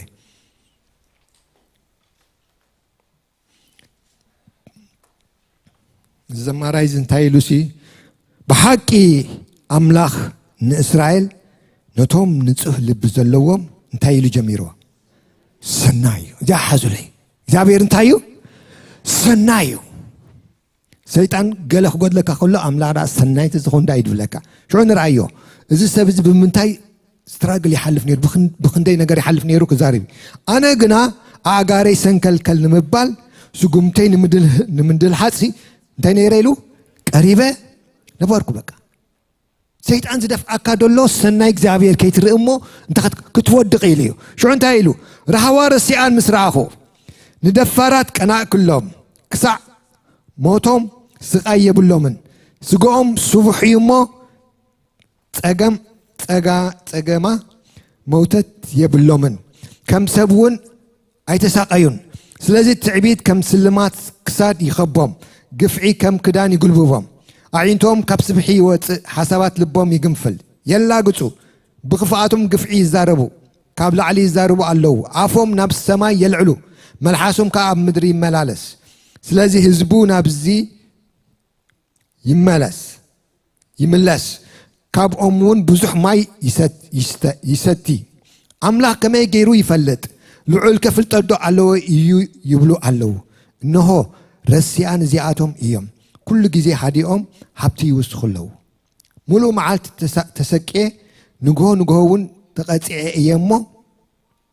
እምበኣርሲ ንልበይ ብኾንቱ ኣንፅየ ኣደወይ እውን ብንፅህና ሓፂበ ኢሉ ራዮ ንኾንቱ ደ ኸይድ ዘለኹም ምባል በፂሑ ከምኡ ክዛረብ እየ ኢለ እንተዝኸውንሲ ንውልውል ወለዶኻ ምጠለምኩ ነይረ ነዚ ከስተውዕል ምስ ሓሰብኩ ናብ መቕደስ ኣምላክ ክሳብ ዝዓቱ መወዳእቶም ክሳብ ዘስተብልሲ እዚ ይሽግረኒ ነበረ ኢሉ ሕጂ እዚ ኩሉ ክሓልፍ ከሎ እታ መፍትሒ ዝኾነቶ ሓንቲ ነገር እንታይ እንተሓለወት እያ ኣብ ምንታይ ምስ ኣተኹ እዩ ዝብለ ደሎ ናብ መቕደስ ኣምላኽ ምስ ኣምላክ ክትራኸብ ክትጅምር ከለኻ እቲ ኩሉ ኮንቱ ኮይኑ ይስማዓካ ሓንሳብ ሰይጣን እንታይ ደረካ ንስኻ ከም ዝናገበርካ ዝጎዲልካ ኣሎ ክብለካ ይኽእል እታ መድሓኒት ግና ኣብዚ እንድሕር እንታይ መዓስያ ተፈቲሓ ደልና ናብ መቕደስ ምስ ኣተኹ ግና እዚ ኩሉ ኮንቱ ምዃኑ በስተ ኣስተውዕልኩ ምስ ኣምላክ ክትራኸብ ክትጅምር ከለኻ ሰናይነት ኣምላኽ ፍቕሪ ኣምላኽ ከተስተብል ክትጅምር ከለኻ ግና ዋላ እዚ ይምልኣለይ ትዝዓበየ መን ኣለኒ ኣምላኽ ኣለኒ እዚ ምድራዊ ነገር ዋላ ኣይምላእ ትዝዓበየ ነገር እንታይ ተዋሂብና ኣሎ ኣብዚ ምድሪ እዚ ንምናዮ ብዙሕ ነገራት ክሕዋተይ ኣብዚ ገዲፍናዮ ንኸይድ ነገር ኣየድልን ኣይኮንኩን ድብል ኣለኹ ኩሉ ግን ኣብ ዝተርፍ እዩ ትዝዓበየ ማንም ክምዝዓና ደይክል ግን ናይ ዘለዓለም ህይወት ግን እግዚኣብሔር ሂብና ኣሎ ብክርስቶስ ኢየሱስ ትዝዓበየ ንሱ እዩ እሱ እንድሕር ንጥምትን ኣብኡ ኩሉ ግዜ ህላውነት ኣለና ኮይና ግና ዘረባ ናይ ፀላኢ ዘረባ ናይ ሰባትን ምንም ክገብረና ኣይከልን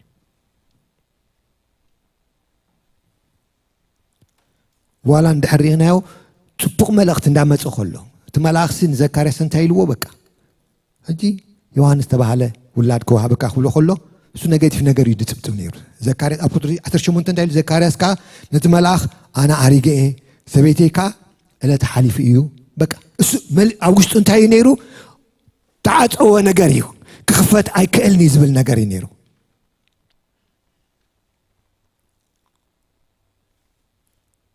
ሓንሳብ ንድምድሞ ኢና ናተይ ነገር ኦሮማ እዩ ብኣገልግሎት ድዩ ብጥዕናና ድዩ ብናብራና ድዩ ብሓዳርና ድዩ ተስፋ ኣቁሪፁ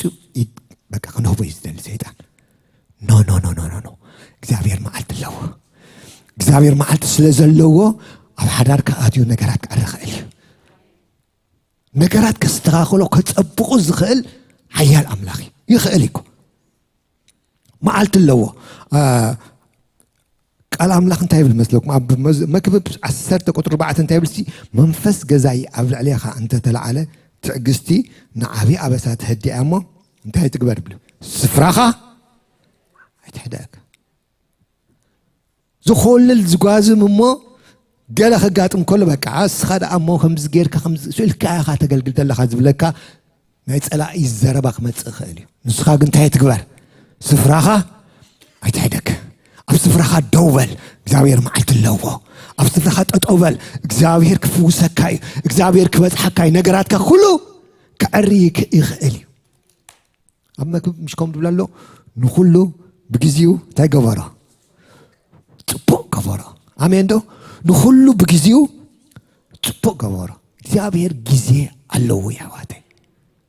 ናተይ ነገር ኦሮማይ ኤክስፓየር ኮይኑ ኢኻ ትብል ድሕር ኣለኻ ኖ ኣብ ዓይኒ እግዚኣብሔር ግን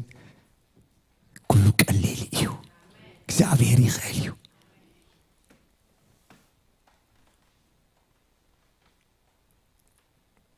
ኣብ መጽሐፍ ቅዱስና ብኸምዝ ንሪኦ እንተሃለወ ክፍተኑ ከለዉ ብዙሕ ንርአዮም ናይ አብርሃም ሂወት ኢና ነሪ አብርሃም ምዕራፍ 17 ድሕር ከድና ምዕራፍ 17 ካብ ቁጥር 1 እንታይ ይብል ሲ አብርሃም ሲ ወዲ 99 ዓመት ምስ ኮነ እግዚአብሔር ተረአዮ አነ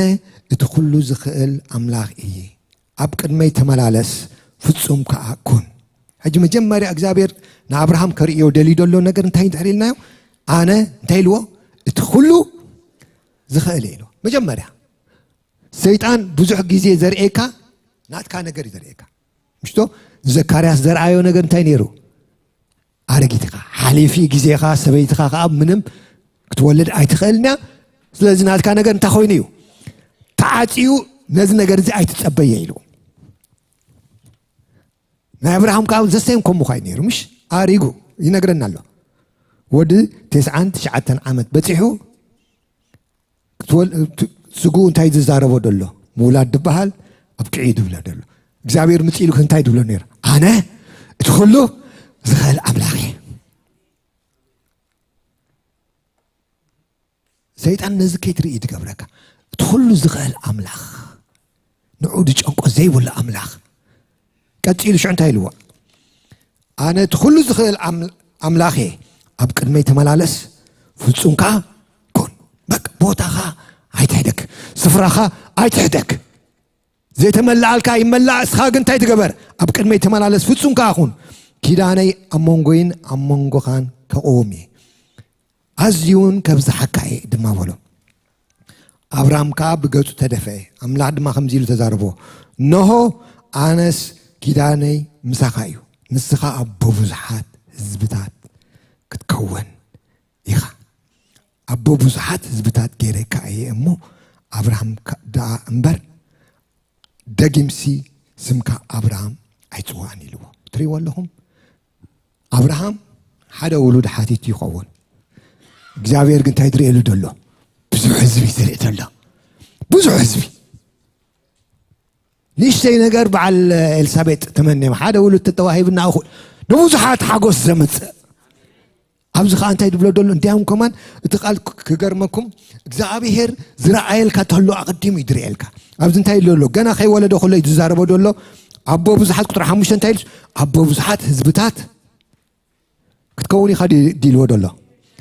ኦልሬዲ እንታይ ገይረካ ኢልዎ ዝተወድአ ነገር እዩ ኣብቲ ሓሳብ ኣምላኽ ውዶ ነይሩ ንሓሳብ ኣምላኽ ድማ ከፀልምቶ ዝኽእል ምኽሪ የለን ዘረባ ይምፃእ ካሊእ ይምፃእ ንሓሳብ ኣምላኽ ከፀልምቶ ዝኽእል ማንም የለን ምክንያቱ እንታይ ድብሎ ደሎ በቃ ገይረካ እየ እግዚአብሔር ሓንሳብ ተተዛሪቡ ተወዲኡ ንሓሳብ ኣምላኽ ከፀልምቶ ዝኽእል ወላ ሓደ የለን ሰይጣን ግን ከወድኣና እዩ ዝደሊ ነቲ ዘሎ ተስፋና ክፅንቅቆ እዩ ዝደሊ ብዛዕባ አብርሃም ናይ ሮሜ ጸሓፊ ሐዋርያ ጳውሎስ ክዛረብ ከሎ እንታይ ኢሉ ኣብ 4 ምዕራፍ ቁጥሪ 18 እንታይ ኢሉ ቁጥሪ 18-19 ከምቲ ብሁል ድማ ዘርእኻ ከምዚ ክኸውን እዩ ተስፋ ኣብ ዘይብሉስ ኣቦ ብዙሓት ኣሕዛብ ክኸውን ብተስፋ እንታይ ገበረ ብለና ኣመነ ቁጥሪ 19 እንታይ ኢሉ ኣስታት ውድድ 100 ዓመት ክነሱ ሙማት ስጉኡን ሙማት ማህፀን ሳራን እናረአየ ንምእማን ግና እንታይ ገበረን ኣይደኸመን ግናኸ ንኣምላኽ ክብሪ እናሃበ ንምእማን በርትዕ እምበር ነቲ ተስፋ ኣምላኽ ብዘይ ምእማኑ ኣይተወላወለን ነታ ዝሃቦት ተስፋ ክገብራ ክእለት ከም ዘለዎ ኣፀቢቑ ተረዲኡ ነበረ ትሪእዎ ኣለኹም እዚ ቃል እዚ መፂኡ ዘሎ ከምኡ ከግብረና እዩ በቃ ኣብቲ ዘየለ ኩነታት ሁሉ ክገብር ዝኽእል ኣምላኽ ከም ዘሎ ዝሪኦ ነገር ነይርዎ እኳ እዩ አብርሃም ምሽቶ ሙማት ስጎ ይርኢ ነይሩ ሙማት ስጋ ሳራ ይርኢ ነይሩ ግን ንምእማን በርትዕ ብለና ሓንሳብ ንሪኦ ነገር ክህሉ ይኽእል ነገራትና ንሪኦ ህይወትና ንሪኦ ሓዳርና ንሪኦ ደቅና ንሪኦ ሰይጣን እንታይ ኢድካ ክትህብ ትገብረካ ኦሮማይ ናተይ ነገር ምንም ክኾን ኣይክእልኒ በይተይ ክዕረ ይክእልኒ ሓዳረይ ክዕረ ይክእልኒ ህይወተይ ክዕረ ይክእልኒ ናይ ስርሐይ ነገር ክዕረ ኣይክእልኒ ኩሉ ነገር ከም ዝዕፆ ይገብሮ ኖ ሎሚ ግን እግዚአብሔር ሓደ መልእኽቲ ነምፅእ ደሎ መዓልቲ ኣሎ እንታይ ድብል ደሎ እንዳረኣኻዮ ነቲ ኩሉ ዝኽእል ኣምላኽ እማኖ ኩነታትካ ናረኣኻ ጸልማት ድዩ ኣይከውኒ ዝብል ድምፅታት ዲ ድመፅእ ድዑ ናረኣኻ ግና ሕስራን ዘርሕቕ ኣምላኽ ኣሎ ሕስራቅ ዘርሕቕ ኣምላኽ ስለ ዘሎ ስለዚ ንስኻ ንእሽተይ ነገር ርኢኻ እንዲልዎ አብርሃም ማለት ሕጉስ አቦ ማለት እንዲሁ አብርሃም ግን እንታይ ማለት ይመስለኩም አቦ ብዙሓት አምላኽ ድሪኤልና ኣሕዋተይ ትንእሽተይ ነገር ኣይኮነን ብዙሕ ግዜ ደጋግሞ ቃል ኣሎ ክብሪ ዛቤ እዚኣ ካብ ቀዳማያ ዳሕራያ እንታይ ክኸውን እዩ ዝበለፀ ቤቱ ንሕና ኢና ኣነ ቤት እየ ክብሪ ናይ ግርማይ ሎሚ ከም ዘሎ ፅባሕ ከምኡ ኣይኮን እግዚአብሔር ዝበለፀ ነገር ይዝርኤልካ ዝበለፀ ነገር ይዝርኤልካ ስለዚ ንዕኡ ኣሚናይና ክንቋመት ዘለና ንድሕሪት ገፅና ይኮንና እቲ ዝርኤና ዝዛረበና ኩነታትና ኩሉ ፀልማት ነገር ከውርየልካ ክእል ይኸውን ግን እቲ ኩሉ ዝኽእል ኣሎ እንዶ ኤልሻዳይ ዝኾነ ጎይታ ኣሎ እንዶ ስለዚ ንዕኡ ኢና ኢዮብ ብዙሕ ነገር ምስ ሓለፈ እንታይ ኢልዎ ኩሉ ከም ትኽእል እቲ ዝመደብካዮ ከዓ ዝኽልክለካ ከም ዘየልቦ ድሕሪ እግዚአብሔር ርኢልካ እግዚአብሔር መዲብልካ ክኽልክሎ ዝኽእል ማንም ሓይሊ የለን ማንም ሰይጣን ድላዩ ዕገርግር ሰባት ድላዮም ይበሉ እግዚአብሔር ዝተዛረቦ ነገር እንተሎ ኣባኻ ነቲ ተስፋት ከጸልምቶ ዝኽእል ማንም ሓይሊ የለን ነቲ ዝመደብካዮ ክኽልክል ዝኽእል ዋላ ሓደ የለን ዋላ ሳራ ኣብ ከምኡ ኩነታት ነይራ مستباهلت تولد يا مستباهلت انتي قبلت يبلن زد اخم يلو ديكون ነገር እዩ مش او اب 18 معرف زفترت سي زفترت 18 10 تخلت او انت حسب الله ساراخا 10 تخلت قطري ساراخا بلبا خمزيلا سحقت دحر ارغنا يدو فتوت كل علني ويتا دما راب كل يوم ززر از تزري نيرو نيجاتيف ነገር ቁጥር 13 شعو እግዚአብሔር ካና አብርሃም ስለምንታይ ሳራ أريجي خلوخس بحق ولد كولد إيه سحقت شو እግዚአብሔር እንታይ ኢሉ መስለኩም ንእግዚአብሔር ዝጨንቆ ነገር ኣለዎ ንዓመታ ከም ዝቕንያት እዚ ኣዋደል ሓሳብ ራእይለይ ብምድብ ግዜ ክምለሰካ ሳራ ድማ ወዲ ክህልዋ እዩ በሎ ኣዋታ ሓሳብ ኣዋደል እንታይ ትብል ብምድብ ግዜ እግዚአብሔር ዝበሎ ግዜ ናይ ሳራ ስሓቅ ኣይክልክሎ ናይ ካልኦት ዝረባ ነገር ኣይኮልኩለን እግዚአብሔር ብምድብ ግዚኡ እግዚአብሔር ዝጨንቆ ነገር ስለዘየለ እዚ ከገብሮ ኢልዎ እግዚአብሔር ዝርኤልካ መዓልቲ ኣለኩ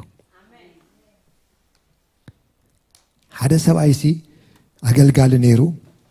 ከገልግል ከሎ በቃ ብብዙሕ ነገር ክሓልፍ ከሎ በቃ ተስፋ ቆሪፁ በቃ ኣብ ሕጂ ንኔው በቃ ንኣምላኽ ምግልጋል ጠጠው ከብል ኢሉ ፓስተር ነይሩ بوزح نجار تحلف تخيليها عقل قال مالت سعودي يكون بوزح في سيطان اليوم بوزح نجار نعاخي فتن حجك فتنو بوزح مسفتن بدحري شعو وسينيها كوسن كله خميلي مس أملاخي بك أملاخ كم حجي قال كي لك هاي حجيجن زخول زمت أن دولو حسران كنت أورس لذيك قالكو بك كوف كملي يلو نعملاخ تزارو دولو شعو كزابيركا اوكي لو حدا نجار بالك نجركا سيد مسكر دولوزي شعو انتاي ارئيني لو كلتا زرئي ارئيني لو زرئي هجنا تنكلتا زرئي كزرعا نابتي حامد يأتوه شعو مزرعن شعو تحانتي بقويا بقى توسنا معلتات قلتي فبوقيلا مس بقولت شعو انت قويتا تحانت دادي بقولت كبلو جميرو سويل كارا ايبلن تتصبي عمد حليفو كلا تحانت زيت بوقل تحانت جن وصيا جن كسيلا بقى تقبز مالتي تخلي تي اخا صنيحه عمد حليفو خلا عمد حليفو دحريش دحر خندي وصيا تحانت مسوصت جنا كابت حمد مسوصت بشعن شعون نتا قديماتا زنبرت تخلي قريفاتا لا البتيا شعلو تريلا خديلو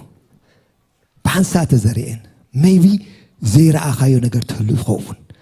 نسخ بزح حليفه زخل زي قديماتا لعل دبصحت يلو أوشت خلا تزرح نيرة أبتحمد كلا تزرح نيرة تمجب نيرة تحيل نيرة أبتقوانا مسفتح كنت خوينا زي حزاس لزيلة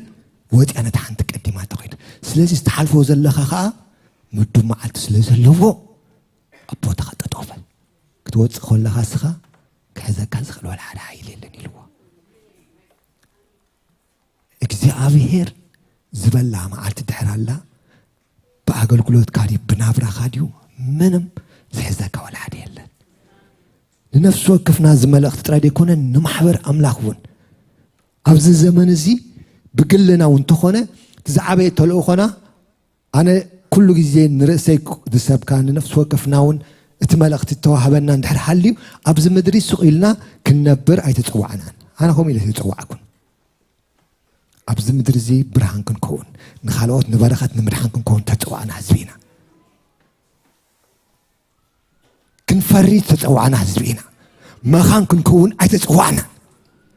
እዛ ታሪክ ናይ በዓል ኤልሳቤጥን ዘካርያስን ናብ ምንታይ ክንወስዳ ደሊ መስለኩም ናብ መንፈሳዊ ነገር ንምስወዳ እሞ ስጋብ ክንደይ ውላድ ክንወድ ክንበዝሕ ማለት ብወንጌል ንወልዶም ክበዝሑልና ኣብ ውሽጥና ጮራ ኣሎ ሰይጣን መይብ ክብል ቀንፅ ኣብዚ ዘመን ዘላ ቤተክርስትያን ብዙሕ ንቤተክርስትያን ፀቂጥዋ ከይትፈሪ ገይርዋ ዘሎ ዘመን እዩ ዝዓበየ መልእኽቲ ንስ እዩ እግዚኣብሔር ሕስራን ናይ ቤተክርስትያን ከልዕል ይደሊ ኣሎ ሰይጣን ተዛረቡ እዚ ኣይኮነን ክብሪ ኣምላኽ እዚ ኮነን ክብሪ ኣምላኽ ከምዚ ኢልና ክንመላለስ ኣነ ፍቓድ ኣምላኽ ኣይብሎን እዩ ሓይሊ ናይ ቤተ ክርስቲያን እዚ ጥራይ ኣይኮነን ምድሪ ተናውጪ ክትከውን ዝግባእ ነይሩ እፅፍታት እናኾንና ክንፈሪ ክንወልድ ክንበዝሕ እዩ ፍቓድ ኣምላኽ ሕጁን እግዚአብሔር እንታይ ትብል ደሎ እግዚአብሔር ሕስራን ናይ ቤት ጋር ያቀደለሎ ሕስራን ናይ ነፍስ ወከፍ ጋር ያቀደለሎ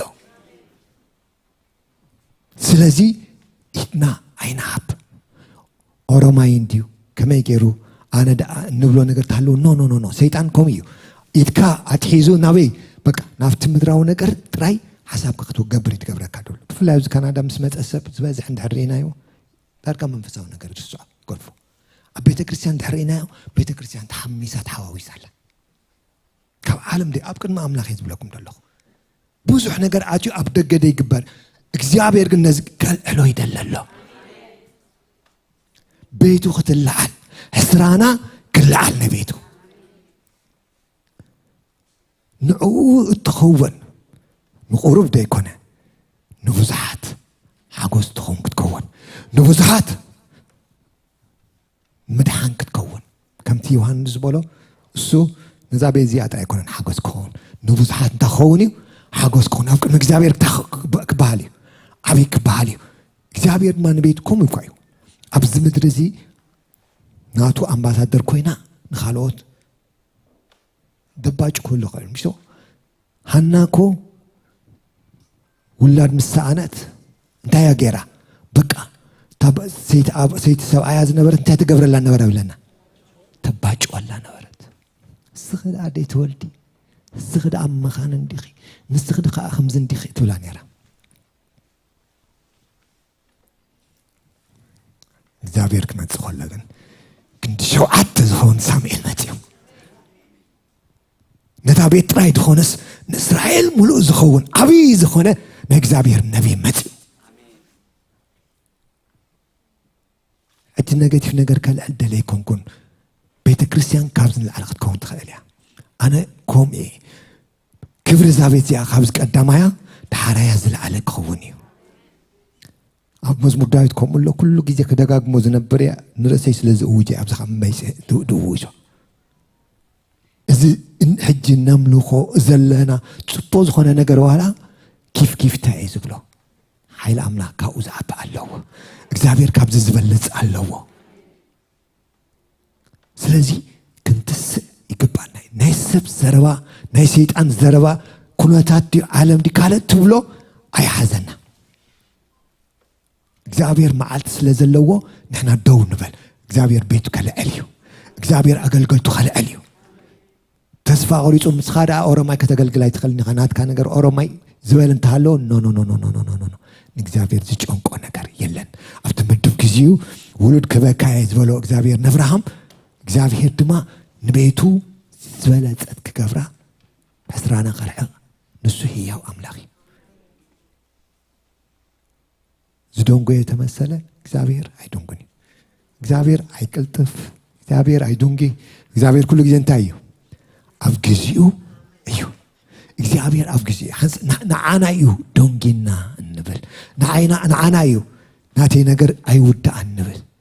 ናይ ናብራይ ነገር ናይ ጥዕናይ ነገር ናይ ሓዳረይ ነገር እንብል ንዓና እዩ አሚንና ደው እንበል ንእግዚአብሔር አሚንና ምክንያቱ ሰይጣን ዓላማው እንታይ እዩ በቃ ነቲ ሓሳብ አምላኽ አቢኻ አቋራጭ ክትከይድ ከምዚ ናይ አብርሃም ድገበሮ ምሽ አብርሃም ሰበይቱ ምስ ገበረቶ በቃ አቋራጭ ናብ ካልእ ገጹ ኸይዱ እስማኤል ግን ንብዙሓት ንበረኸት ድኸውን ኣይኮነን ነይሩ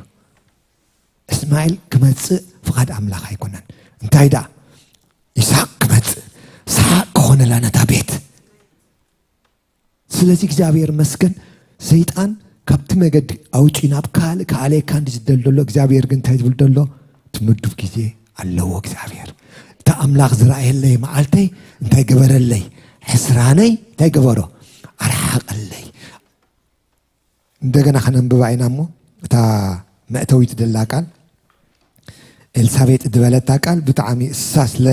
ዝተንከፈትኒ ኣነ እዚ መልእኽቲ ዝሒዘ መፅእ ቁጥሪ 24 25 ሉቃስ 1 ድሕሪተን መዓልታት እትየን ኤልሳቤጥ ሰበይቱ ጠነሰት እሞ ጎይታይ ንዓይ ብዝረአየለን መዓልትታት ሕስራነይ ካብ ማእኸል ሰብ ምእንቲ ከርሕቕ ከምዚ ገበረለይ ኢላ 5 ወርሒ ነፍሳ ሓበአት አምላኽ እንታይ ገይርለይ ብዝረአየለይ መዓልትታት ሕስራነይ ካብ ማእኸል ሰብ ኣርሒቕለይ ኢላ እግዚአብሔር መስገን ሕስራን ተርሕቕ አምላኽ ኣለና ክንጽልይና እግዚአብሔር መስገን ሃሌሉያ ብድላይኩም ክትወስድዎ ትኽእሉ ኢኹም ህይወትኩም በዚ ክትሪእዎ ትኽእሉ ኢኹም ብምንታይ ትሓልፍ ኣለኻ እግዚአብሔር ይፈልጠካ ብምንታይ ትሓልፍ ኣለኺ እግዚአብሔር ይፈልጠኪ ተስፋ ዝቆረጽ ኩሉ ነገር እንድሕር ኣሎ ሎሚ ግን ድምፂ አምላኽ እንታይ ድብል ደሎ ኣነ እቲ ኩሉ ዝኽእል አምላኽ ዝብል ደሎ ብጥዕናኻ ተስፋ ዝቆረጽካ ድሕር ኣለኺ ብናብራ ተስፋ ዝቆረጽካ ድሕር ኣለኺ ብሓዳርኪ ተስፋ ዝቆረጽካ እንድሕር ኣለኻ ሎሚ ግን ሕስራን ዘርሕቕ ጎይታ ኣሎ ኣብ መሕለዊ ኢኻ ኮንካ ተጸበዮ ንዕኡ እንድሕር ኣሚንካ ኣብ ቤትካ ስሓቅ ክመጽእ እዩ ኣብ ቤትክ ስሓቅ ክመጽእ እዩ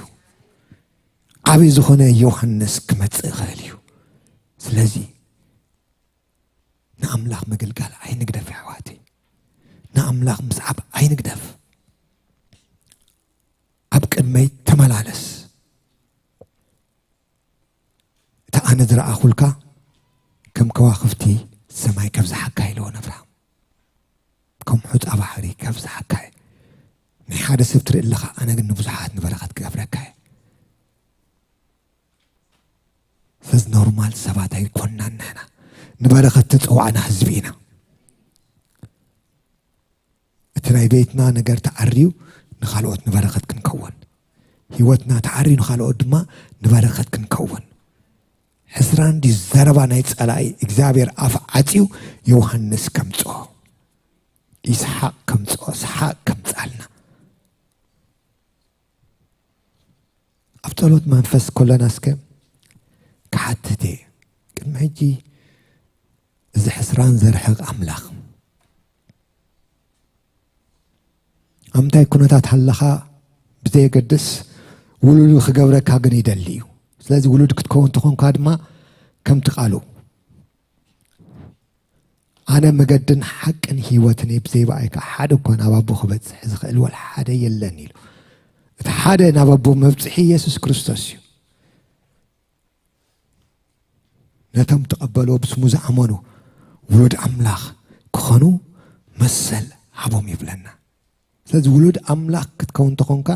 نز قويتازي مدحاني خا قويتها غير كتقبلو أقداسيو ስለዚህ መጀመሪያ ጊዜ ሆነ ዋላ ቅድመ ሕጂውን መጽ ነረ ዋላ ዓመታቱን ክትማላለስ ትኸሊኻ እዚ ውሳኔ እዚ ወሰንካ ሰብ እንድሕራለኸ ኾንኪ ጎይታ ይጽዋዓሎ ኣነ የፍቅረካ ውሉደይ ክገብረካ ይደሊ ንበረኸት ክገብረካ ይደሊ ንብዙሓት ንምድሓን ክገብረካ ይደሊ ግን ህይወት ካህበኒ ከጥቀመሉ ይብል ስለዚህ ቅድመ ሕጂ እዚ ውሳኔ እዚ ዘይወሰንና ሰባት እንተለና ንጎይታ ከም ናይ ግሊ መድሓኒና ዘይተቐበልና እታ መዓልቲ ምድሓን መዓስያ ዝብለና ቃል ኣምላኽ ሕጂ ፅባሕ ኣይኮነትን ስለዚ እዛ መዓልቲ እዚኣ ድማ ቀብልቲ መዓልቲ ስለ ዝኾነት እዚ ጎይታ እዚ ኣብ ህይወተይ ከእትዎ ይደሊ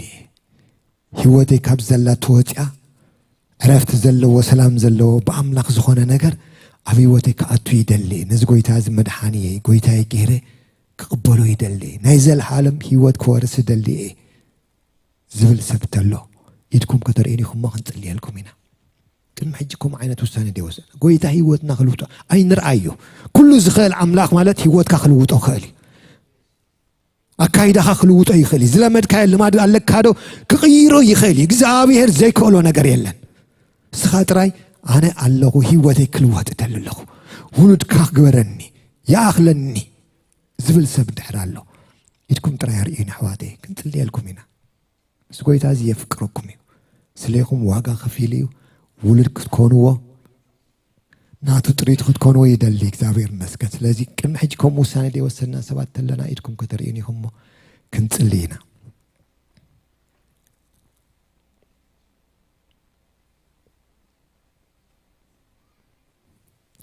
ኢየሱስ ጎይታ እዩ ኢየሱስ ጎይታ እዩ እስከ ፍቃድኩም ትኾይኑ ክንትስና ኩላና እሞ ሓደ ጸሎት ክንጽሊና ምክውዲ እግዚአብሔር ይመስገን ኢየሱስ ጎይታ እዩ ኢየሱስ ጎይታ እዩ ኢየሱስ ጎይታ እዩ ኢየሱስ ጎይታ እዩ ኣብ ነገራትና ኢየሱስ ጎይታ እዩ ኣብቲ ተስፋ ዝቆረጽናዮ ኢየሱስ ጎይታ እዩ ኣብቲ ኣይከኣልኒ ዝበልናዮ ነገር ኢየሱስ ጎይታ እዩ ቃል ኣምላኮም ይዝብለና ኢዱ ንምድሓን ሓፃር ኣይኮነትን ናተይ ነገር ኦሮማ ይድበልና እንድሕር ኣለና ኖ ሎማዓንቲ ግን እግዚኣብሔር እንታይ ይብለና ደሎ ኣነ እቲ ኩሉ ዝኽእል ኣምላኽ እየ ብማንም ተስፋ ዝቆረጽካዮ ኢድካ ዝሃብካዮ ነገር ተሎ እግዚኣብሔር ግን መልእኽቲ እንታይ ዘሎ ኣነ እቲ ኩሉ ዝኽእል ኣምላኽ እየ ብውሉድና ሰባት ኣፎም ዝኸፈቱልና እንድሕር ኣለዉ ኮይኖም زحسران زدا معاش يزرحق اللي نبل تلنا እግዚአብሔር ክልውጥ እዩ ሕስራን ዘርሕቅ ኣምላኽ ኣሎ ኣብ ዝፋኑ ኳይ ዘሎ ዝጎይታዚ ኣብ ስልጣን ዘሎ ኣምላኽ ይኮ ስለዚህ ሕዋቴ ሎማ አንተስከ ኣብ ጸሎት መንፈስ ኮይና ኣብ ህይወትና እንድሕርኩም ኣሎ ክንጽልይና ሓሊፉ ድማ የድለና ኣሎ ነዛ ኣካሉ ዝኾነት ማሕበሩን እግዚአብሔር ሕስራና ኣርሒቁ ብኽብሪ መመሊሱ ክገልጻ ኣብ በረኽቲ ኸውፃ ፍቓድ ኣምላኽ እዩ ከምዚልና ጥራይ ኮና ነዛ ምድሪ እነናውጥ ክንከውን ብርሃንና ናደመቀ ንብዙሓት ንድሕነት ክንከውን ተፀዋዕና ኢና ጨው እዛ ምድሪ እዚኣ ክንከውን ተፀዋዕና ህዝቢ ኢና ቤተ ክርስቲያን ግን ብብዙሕ መገዲ ኣብ ዝለመሰትሉ ደላ እዋን ጎይታ ግን ከልዕል ይደሊ ኣሎ ስለዚ ከልዕል ከሎ ግን ባኻ ካብ ቤትካ ካብ ህይወትካ ይትጀምር ንስኻ ኣነ ኣለኹ ኢልካ ክትልዓል ከለኻ ቤት ኣምላኽ ተላዒላ ኣላ ስለዚ እግዚአብሔር ሕስራን ህዝቡ ከርሕቕ ይደሊ ኣሎ እግዚአብሔር ዝርኤልና መዓልቲ ከምፀን ይደሊ ኣሎ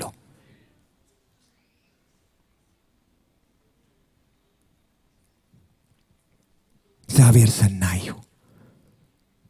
هاليلويا اسكا كنصلينا اداونا لنا اسكا نصلي اسكا كلنا عفنا نخفت هاليلويا يسوع غويتايغا يسوع غويتايغا يسوع غويتايغا يسوع غويتايغا يسوع غويتايغا يسوع غويتايغا اب هيوت نفس وقف غويتايغا اب تزلمت ነገር غويتايغا اب تاي قال استبحال ነገር غويتايغا نعخا زጨንቀካ ወላ ሓደ የለን اب لعلو كل بعل سلطان زخونكا غويتايغا نسخا ሼኮራ ላባ ፋንዳ ላባ ሸዴ ኢየሱስ ጎይታ ኢኻ በኢየሱስ ክርስቶስ ሽም ኣነ ይጽልይ ኣለኹ ጎይታ ኣነ ይጽልይ ኣለኹ በመዓልቲ እዚኣ ተስፋ ዝቆረጸት ጠላይ ናትክ ነገር ተወዲዩ እታ ርእሲ ተደምሲስዩ ክሕሰብ ኣይክእልን እዩ ዝበለት ነፍስ እንተላ ብሽም ኢየሱስ ሎማዓንቲ ግና ኣነ ይጽልይ ኣለኹ በኢየሱስ ክርስቶስ ሽም ትሳእ ይኹን በኢየሱስ ክርስቶስ ሽም ትሳእ ይኹን በኢየሱስ ክርስቶስ ሽም ትሳእ ይኹን በኢየሱስ ክርስቶስ ሽም ትሳእ ይኹን ኣብ ደቅና እግዚአብሔር ሆይ ኢድካ ክርአ ንደሊ ኣለና ኣብ ሓዳራት ኩሉ ኣነ ይጽልይ ኣለኹ ሎም ምሸት ኢድካ ምእታው ይኹን ሓዳራት ይፈወስ ሓዳራት ይፈወስ ሓዳራት ይፈወስ ኣነ ብሽም ኢየሱስ ይጽልይ ኣለኹ ናተይ ሓዳር ዳ ሮማይ እንዲ ኣብ ቅዒዱ ድበለት ነፍስ እንተላ ንጎይታ ድጨንቆ ነገር የለን ኣነ ይእውጅ ኣለኹ ኣብዚ ሓዳር እዚኣ ኢድ እግዚአብሔር ብሓይሊ ክትልዓል በኢየሱስ ክርስቶስ ሽም ኣነ ይጽልይ ኣለኹ ብጎይታዬ መድኃኒዬ በኢየሱስ ክርስቶስ ሽም ይጽልይ ኣለኹ ሺኮዳዳ ባፋዳ ካንዳዳዳ ወሸሪ ሞና ካንዳዳ ባሸዲ ዲካራ ንጸልይ እግዚአብሔር ዘርሕቆ ነገር ኣሎ ለማዓንቲ እግዚአብሔር ዘርሕቆ ነገር ኣሎ ለማዓንቲ ሃሌሉያ በኢየሱስ ክርስቶስ ሽም ኣነ ይጽልለኹ ኣብ ጥዕናና ተስፋ ዝቆረጽና እንተለና ኢድ እግዚአብሔር ሓያል ይሕጅውን ኢድ እግዚአብሔር ንጸበዮ ኢድ እግዚአብሔር ሕጅውን ሓያል ኢድ እግዚአብሔር ቀላል ንዑ ቀሊል ሁሉ ነገር ሕዋቴ ሽኮዳዳ ባፋዳ ካዳዳዳ አቦ ኣነ ይጽልይ ኣለኹ በኢየሱስ ክርስቶስ ብናብራ ተስፋ ዝቆረጸት ነፍስ እንተላ ኦሮማይ ትብል ነፍስ እንተላ ሎማዓንቲ ግን ኢድካ ብሓይሊ ትገለጽ ኣነ ይጽልይ ኣለኹ በኢየሱስ ክርስቶስ ብጎይታዬ መድኃኒዬ በኢየሱስ ክርስቶስ ይጽልይ ኣለኹ ኢድካ ንምድሓን ሕጅውን ህያውያ ሓያል ያ እግዚአብሔር ሆና ማሸሪሪሪ ሙራዳ ባሻዳ ካንዳዳዳ ዴሞሼሪ ካዳዳ ባሼሪ ሞናዳ ካንዳዳዳ ባሼሪ ኩሮዳ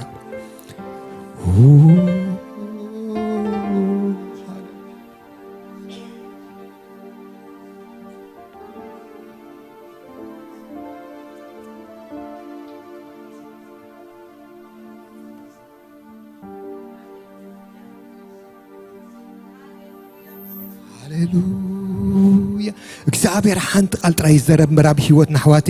ነገራትና ኩሉ ክዕረዩ እግዚአብሔር ሓንቲ ቃል ጥራይ ይዛረብ ሃሌሉያ እግዚአብሔር ድሕር ተዛሪቡ ዘይዕረ ነገር የለን እግዚአብሔር እንድሕር ኢሉ ዘይቅየር ነገር የለን ሎም ድማ ቃሉ ሊእኽልና በእምነት ክንቅበሎ ኢና ንእግዚአብሔር ሃሌሉያ ሃሌሉያ በኢየሱስ ክርስቶስ ሽም ኣነ ይጽልይ ኣለኹ እግዚአብሔር ኣቦ ቃልካ የውፅ ኣለኹ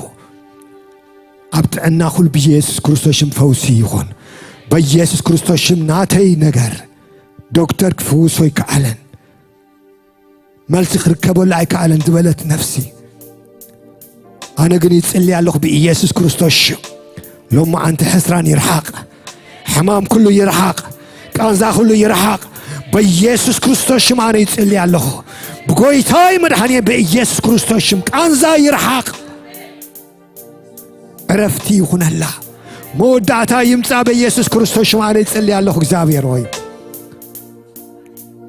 ኦሼ ካዳ ባፋዳ ካንዳዳዳ ተስፋ ዝቆረጸት ጸልማት ዝኾና ኦሮማይ ትብል ኣብ ህይወታ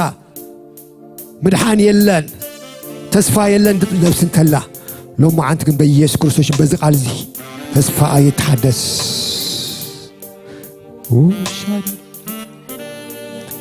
ሼካዳ ባፋዳ ካንዳዳዳ ባሸደ በኢየሱስ ክርስቶስ ሽም ናይ እግዚአብሔር መንፈስ ኣብ ነፍስ ወከፍ ጣልቃ ክትኣቱ ኣነ ይጽልይ ኣለኹ ኣብቲ ጸልማት ዝኾነ ሕስራን ዝመስል ነገር ኢድካ ጣልቃ ይእቶ በኢየሱስ ክርስቶስ ሽም ይጽልይ ኣለኹ ኣነ እግዚአብሔር ሆይ ሼካዳ ባፍ ሓንቲ ቃል ተዛረባ ብህይወት ነፍስ ወከፍ ቃልካ ተመጺኡ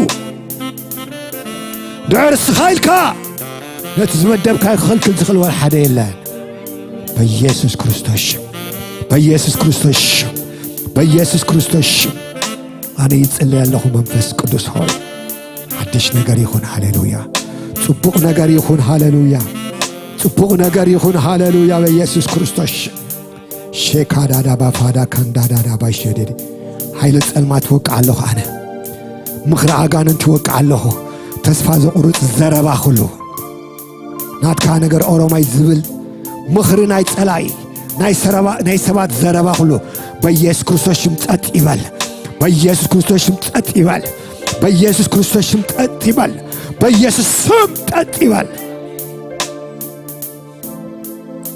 ሼካዳዳ ባዳዳባ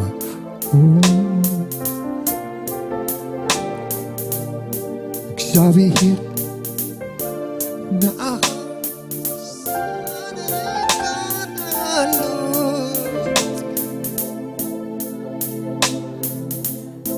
ሃሌሉያ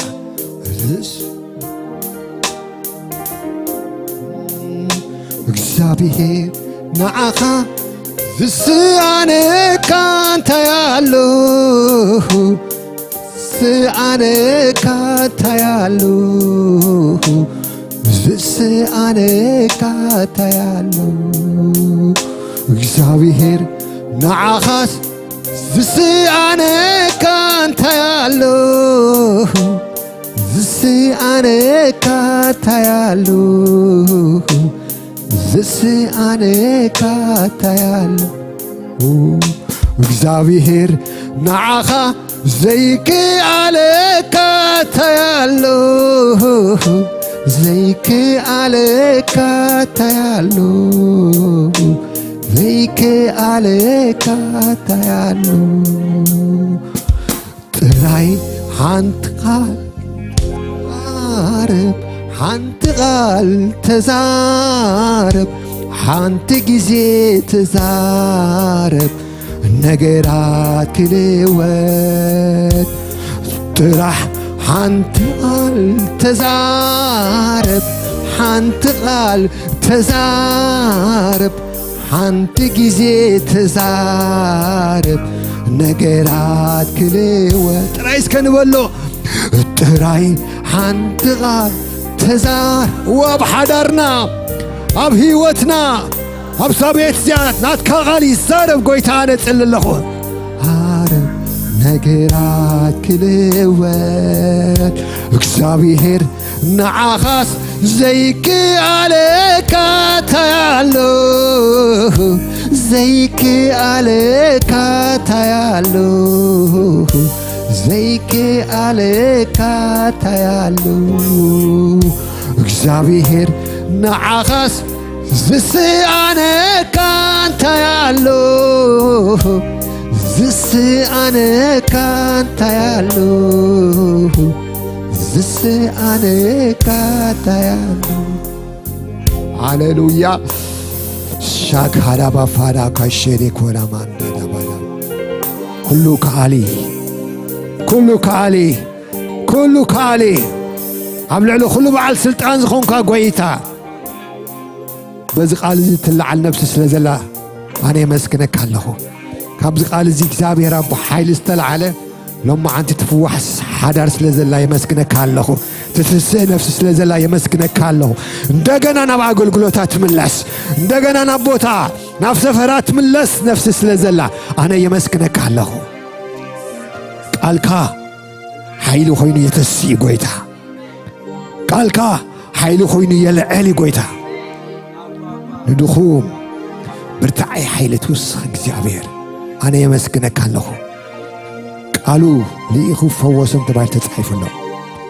ካብዚ ቃል እዚ ሓይሊ ዝተለዓለ ፈውሲ ስለ ዝኾነ ኣነ የመስግነካ ኣለኹ ኣብዚ ቦታ እዚ ጥራይ ደይኮነ ኣብ በቤታ ተሓቢኣ ኣነ ነገረይ ተወዲእ ዝበለት እንተላ ሎማዓንቲ ግን ጎይታ ካብዚ ሓይሊ ዝተለዓለ ትውፃዕ ብሽም ኢየሱስ ትውፃሕ ብሽም ኢየሱስ ሓይሊ ረኺባ ደው ትበል ብኢየሱስ ክርስቶስ እንደገና ተተኺላ ድማ ንኽብሪ ንዝዓበየ ነገር ኣብኡ ዝሓሰብካላ ሓሳብ ከም ዘላ ክግለጸላ ኣነ ብሽም ኢየሱስ ይጽልይ ኣለኹ እግዚአብሔር ሆይ ስለ ቃልካ ተመስገን ሕዝራን ብርግጽ ተርሕቕ ኣምላኽ ኢኻ ንስኻ ውርደት ተርሕቕ ኣምላኽ ኢኻ ዝረኣኻዮ ጽቡቕ ነገር ሰናይ ነገር ዓብዪ ነገር ኣብ ህይወትና ስለ ዘሎ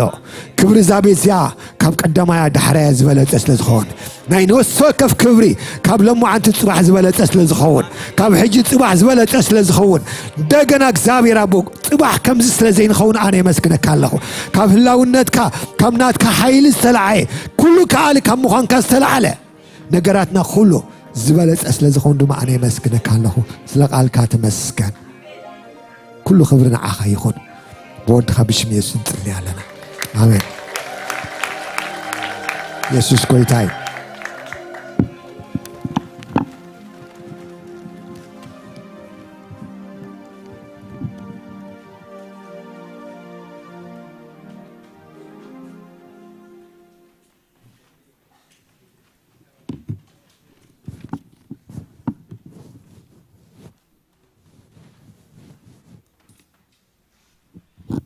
ኢየሱስ ክርስቶስ ጌታ እዩ እግዚአብሔር ስለ ቅዱስ ቃሉ ይባረክ ቃሉ ሰዲዱ ቃሉ ለአኸሞ እግዚአብሔር ካ ፈውሲ ይገብርሞ ፈውሲ ስለ ዝገበረ እግዚአብሔር ይባረክ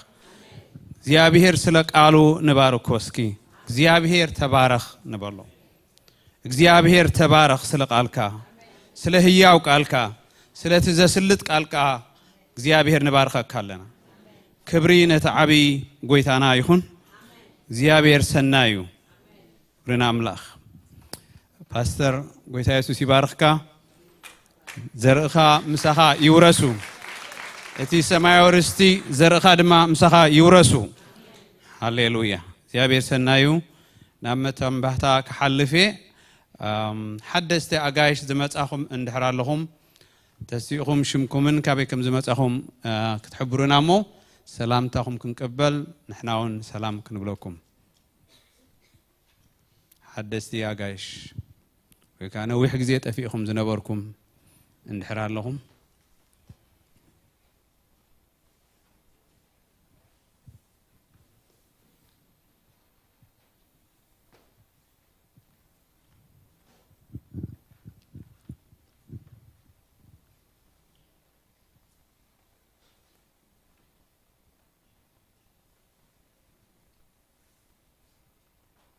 هلا ونادي محدثتي شي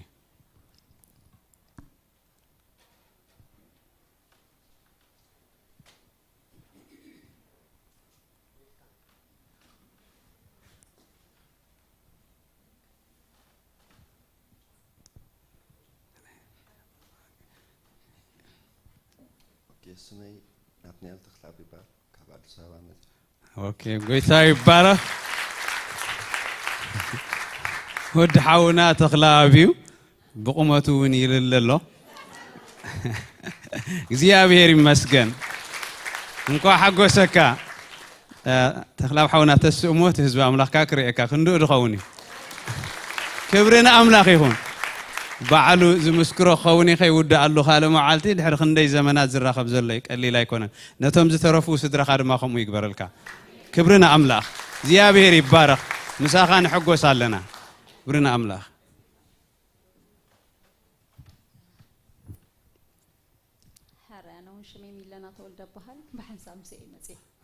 ሰናይ ክብርና አምላኽ ጌታ ኢየሱስ ይባረክ ይምለና حفنا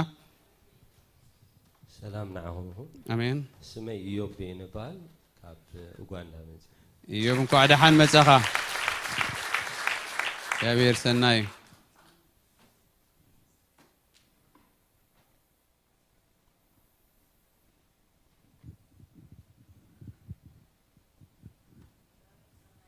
امين الكاب كارت ميمتي انكو عدحان مصخي يا بير سناي كافت حماق بوتاس سناي ነገር ወፂ ይገርም ኮይ ተስፋ የለን ዝተባሃለሲ ሱዳን ተበቲኑሲ ሰናይ ነገር መፂው ንእግዚአብሔር ዝሳኖ ነገር የለን ክብርና አምላኽ ንሕጎስ ኣለና ባአኹም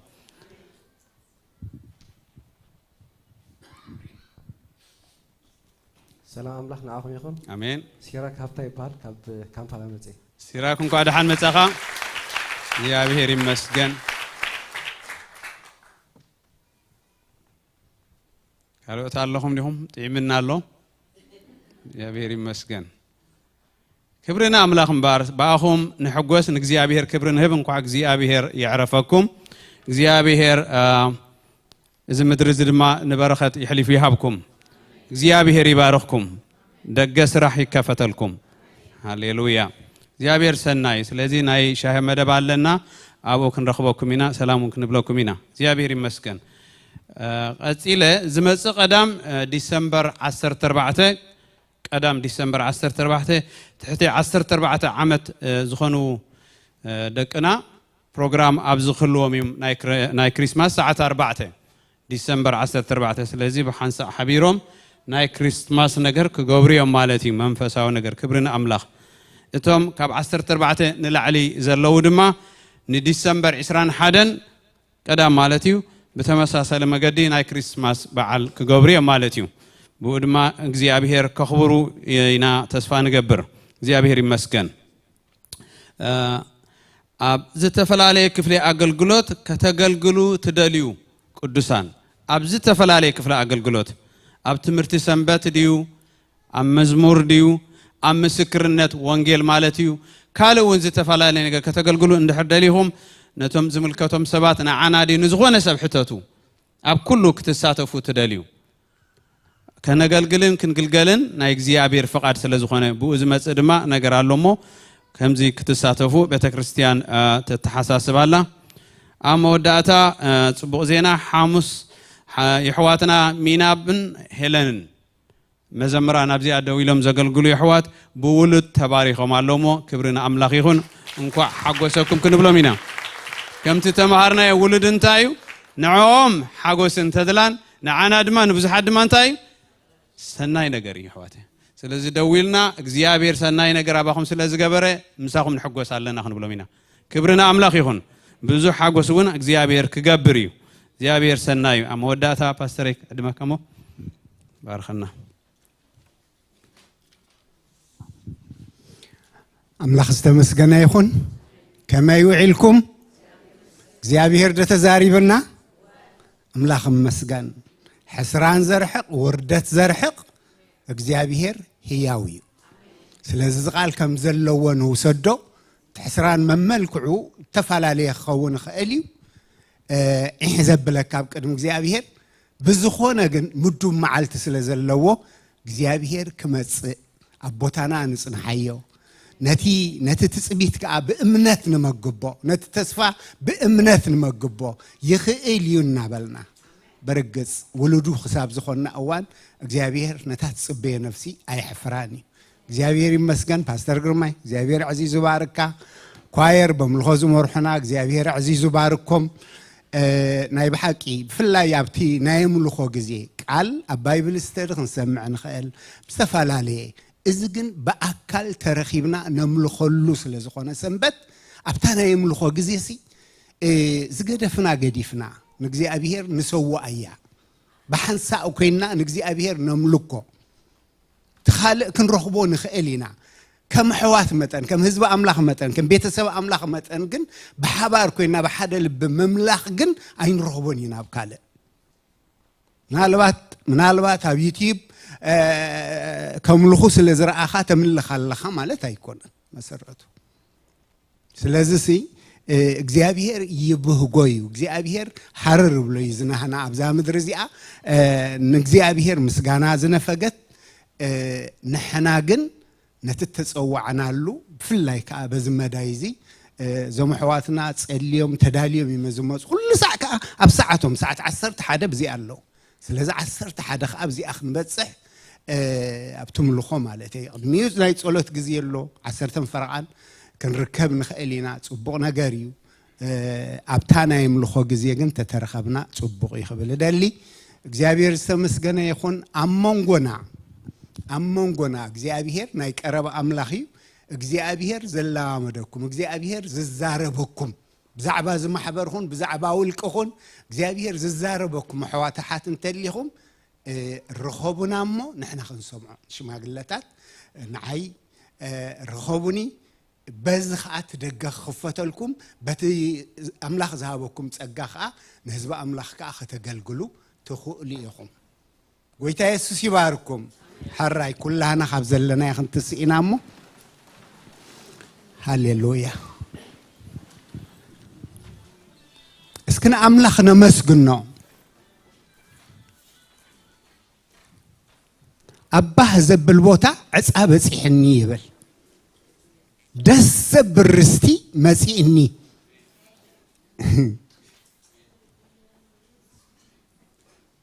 እግዚአብሔር ሲ ርስተይን ክፍል ጽውአይን ይሉ አምላኽ ርስትኻ ኸውን አምላኽ ዓጋበት ነፍስኻ ኸውን አምላኽ ሀብትኻን ክብረትካን ክኸውን ኣብ ዕድል እዚ አምላኽ እዚ ከአብ ዝበለጸ ናብኡ ዘቐርበና ብዝበለጸ እምነት ብእምነት ደው ኢልና ክንጸንዕ ዘኽእለና ቃል በብግዚኡ ምግበና ኣሎ እስኪ ነመስግኖ ሃሌሉያ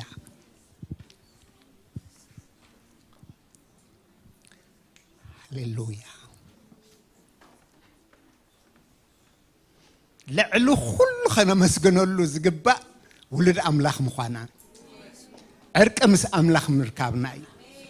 شمنا مزجب هيوت مسحفي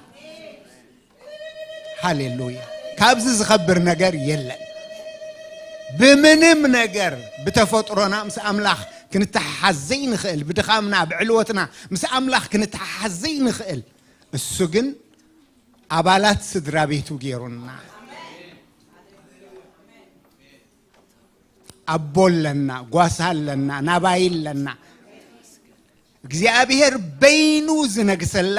ፈቃዱ አሰልጠላ መንግስቲ ሃሌሉያ ምድር ተኸድን መንግስቲ ናይታ መንግስትቲያ نحنا حجي امباسادراتنا بملأت مسمصت كابها حبيرنا خنقسينا سيت قلزبل هللويا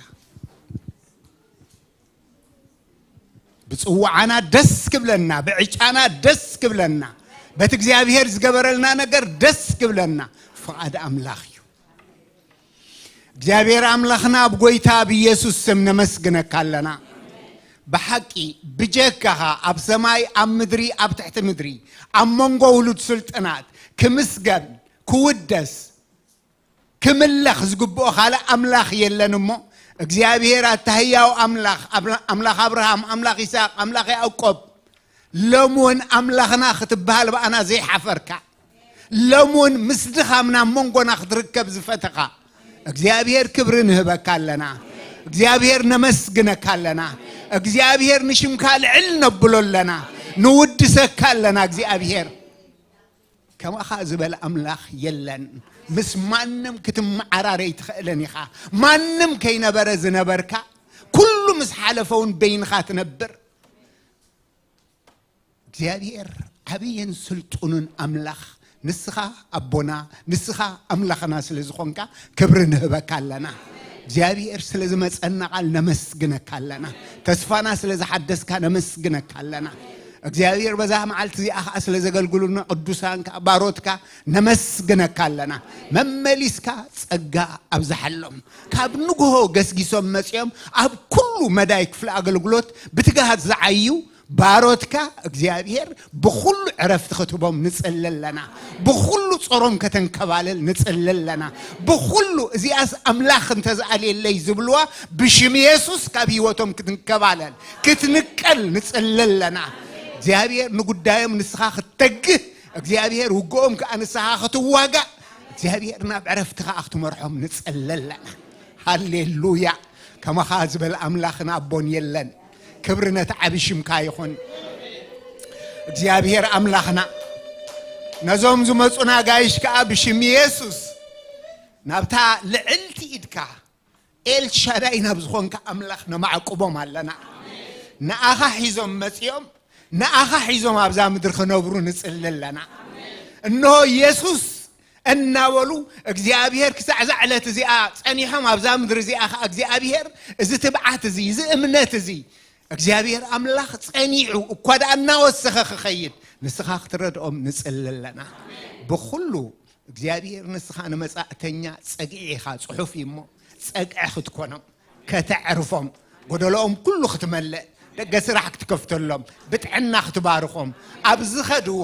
መጎስ ክትቦም እግዚአብሔር አምላኽ نخالق تعصون أم كخفت እግዚአብሔር أملاك بشم يسوع نأخانا معقوبهم علنا أبزا مدري እግዚአብሔር بزي مد نجار بزي بفللاي ناتكا إيد كريو እግዚአብሔር ከምዝ ገይርለይ እግዚአብሔር ንዓይስ ብፍላይ ተራኺቡኒ ዝብልዎ ነገር ኣብ ህይወቶም ክትገበር ንእምነት ዝኾኖም ንምጽናዕ ዝኾኖም እግዚአብሔር ንስኻ ክትገበር ንጸለለና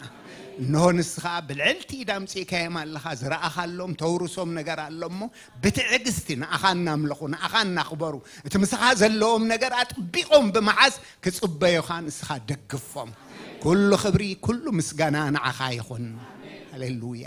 እግዚአብሔር ይባርኽኩም እግዚአብሔር ይሓልኹም እግዚአብሔር ገጹ ይምለሰልኩም እግዚአብሔር ሰላሙ ይሃብኩም እግዚአብሔር ገጹ ይብርሃልኩም እግዚአብሔር ጸጉኡ ይሃብኩም ናይ ጎይታና ኢየሱስ ክርስቶስ ፍቅሪ ናይ እግዚአብሔር አቦ ጸጋ ናይ መንፈስ ቅዱስ ሕብረት ምስ ነፍሱ ወከፍኩም ይኹን አሜን ጎይታ ኢየሱስ ይባርክ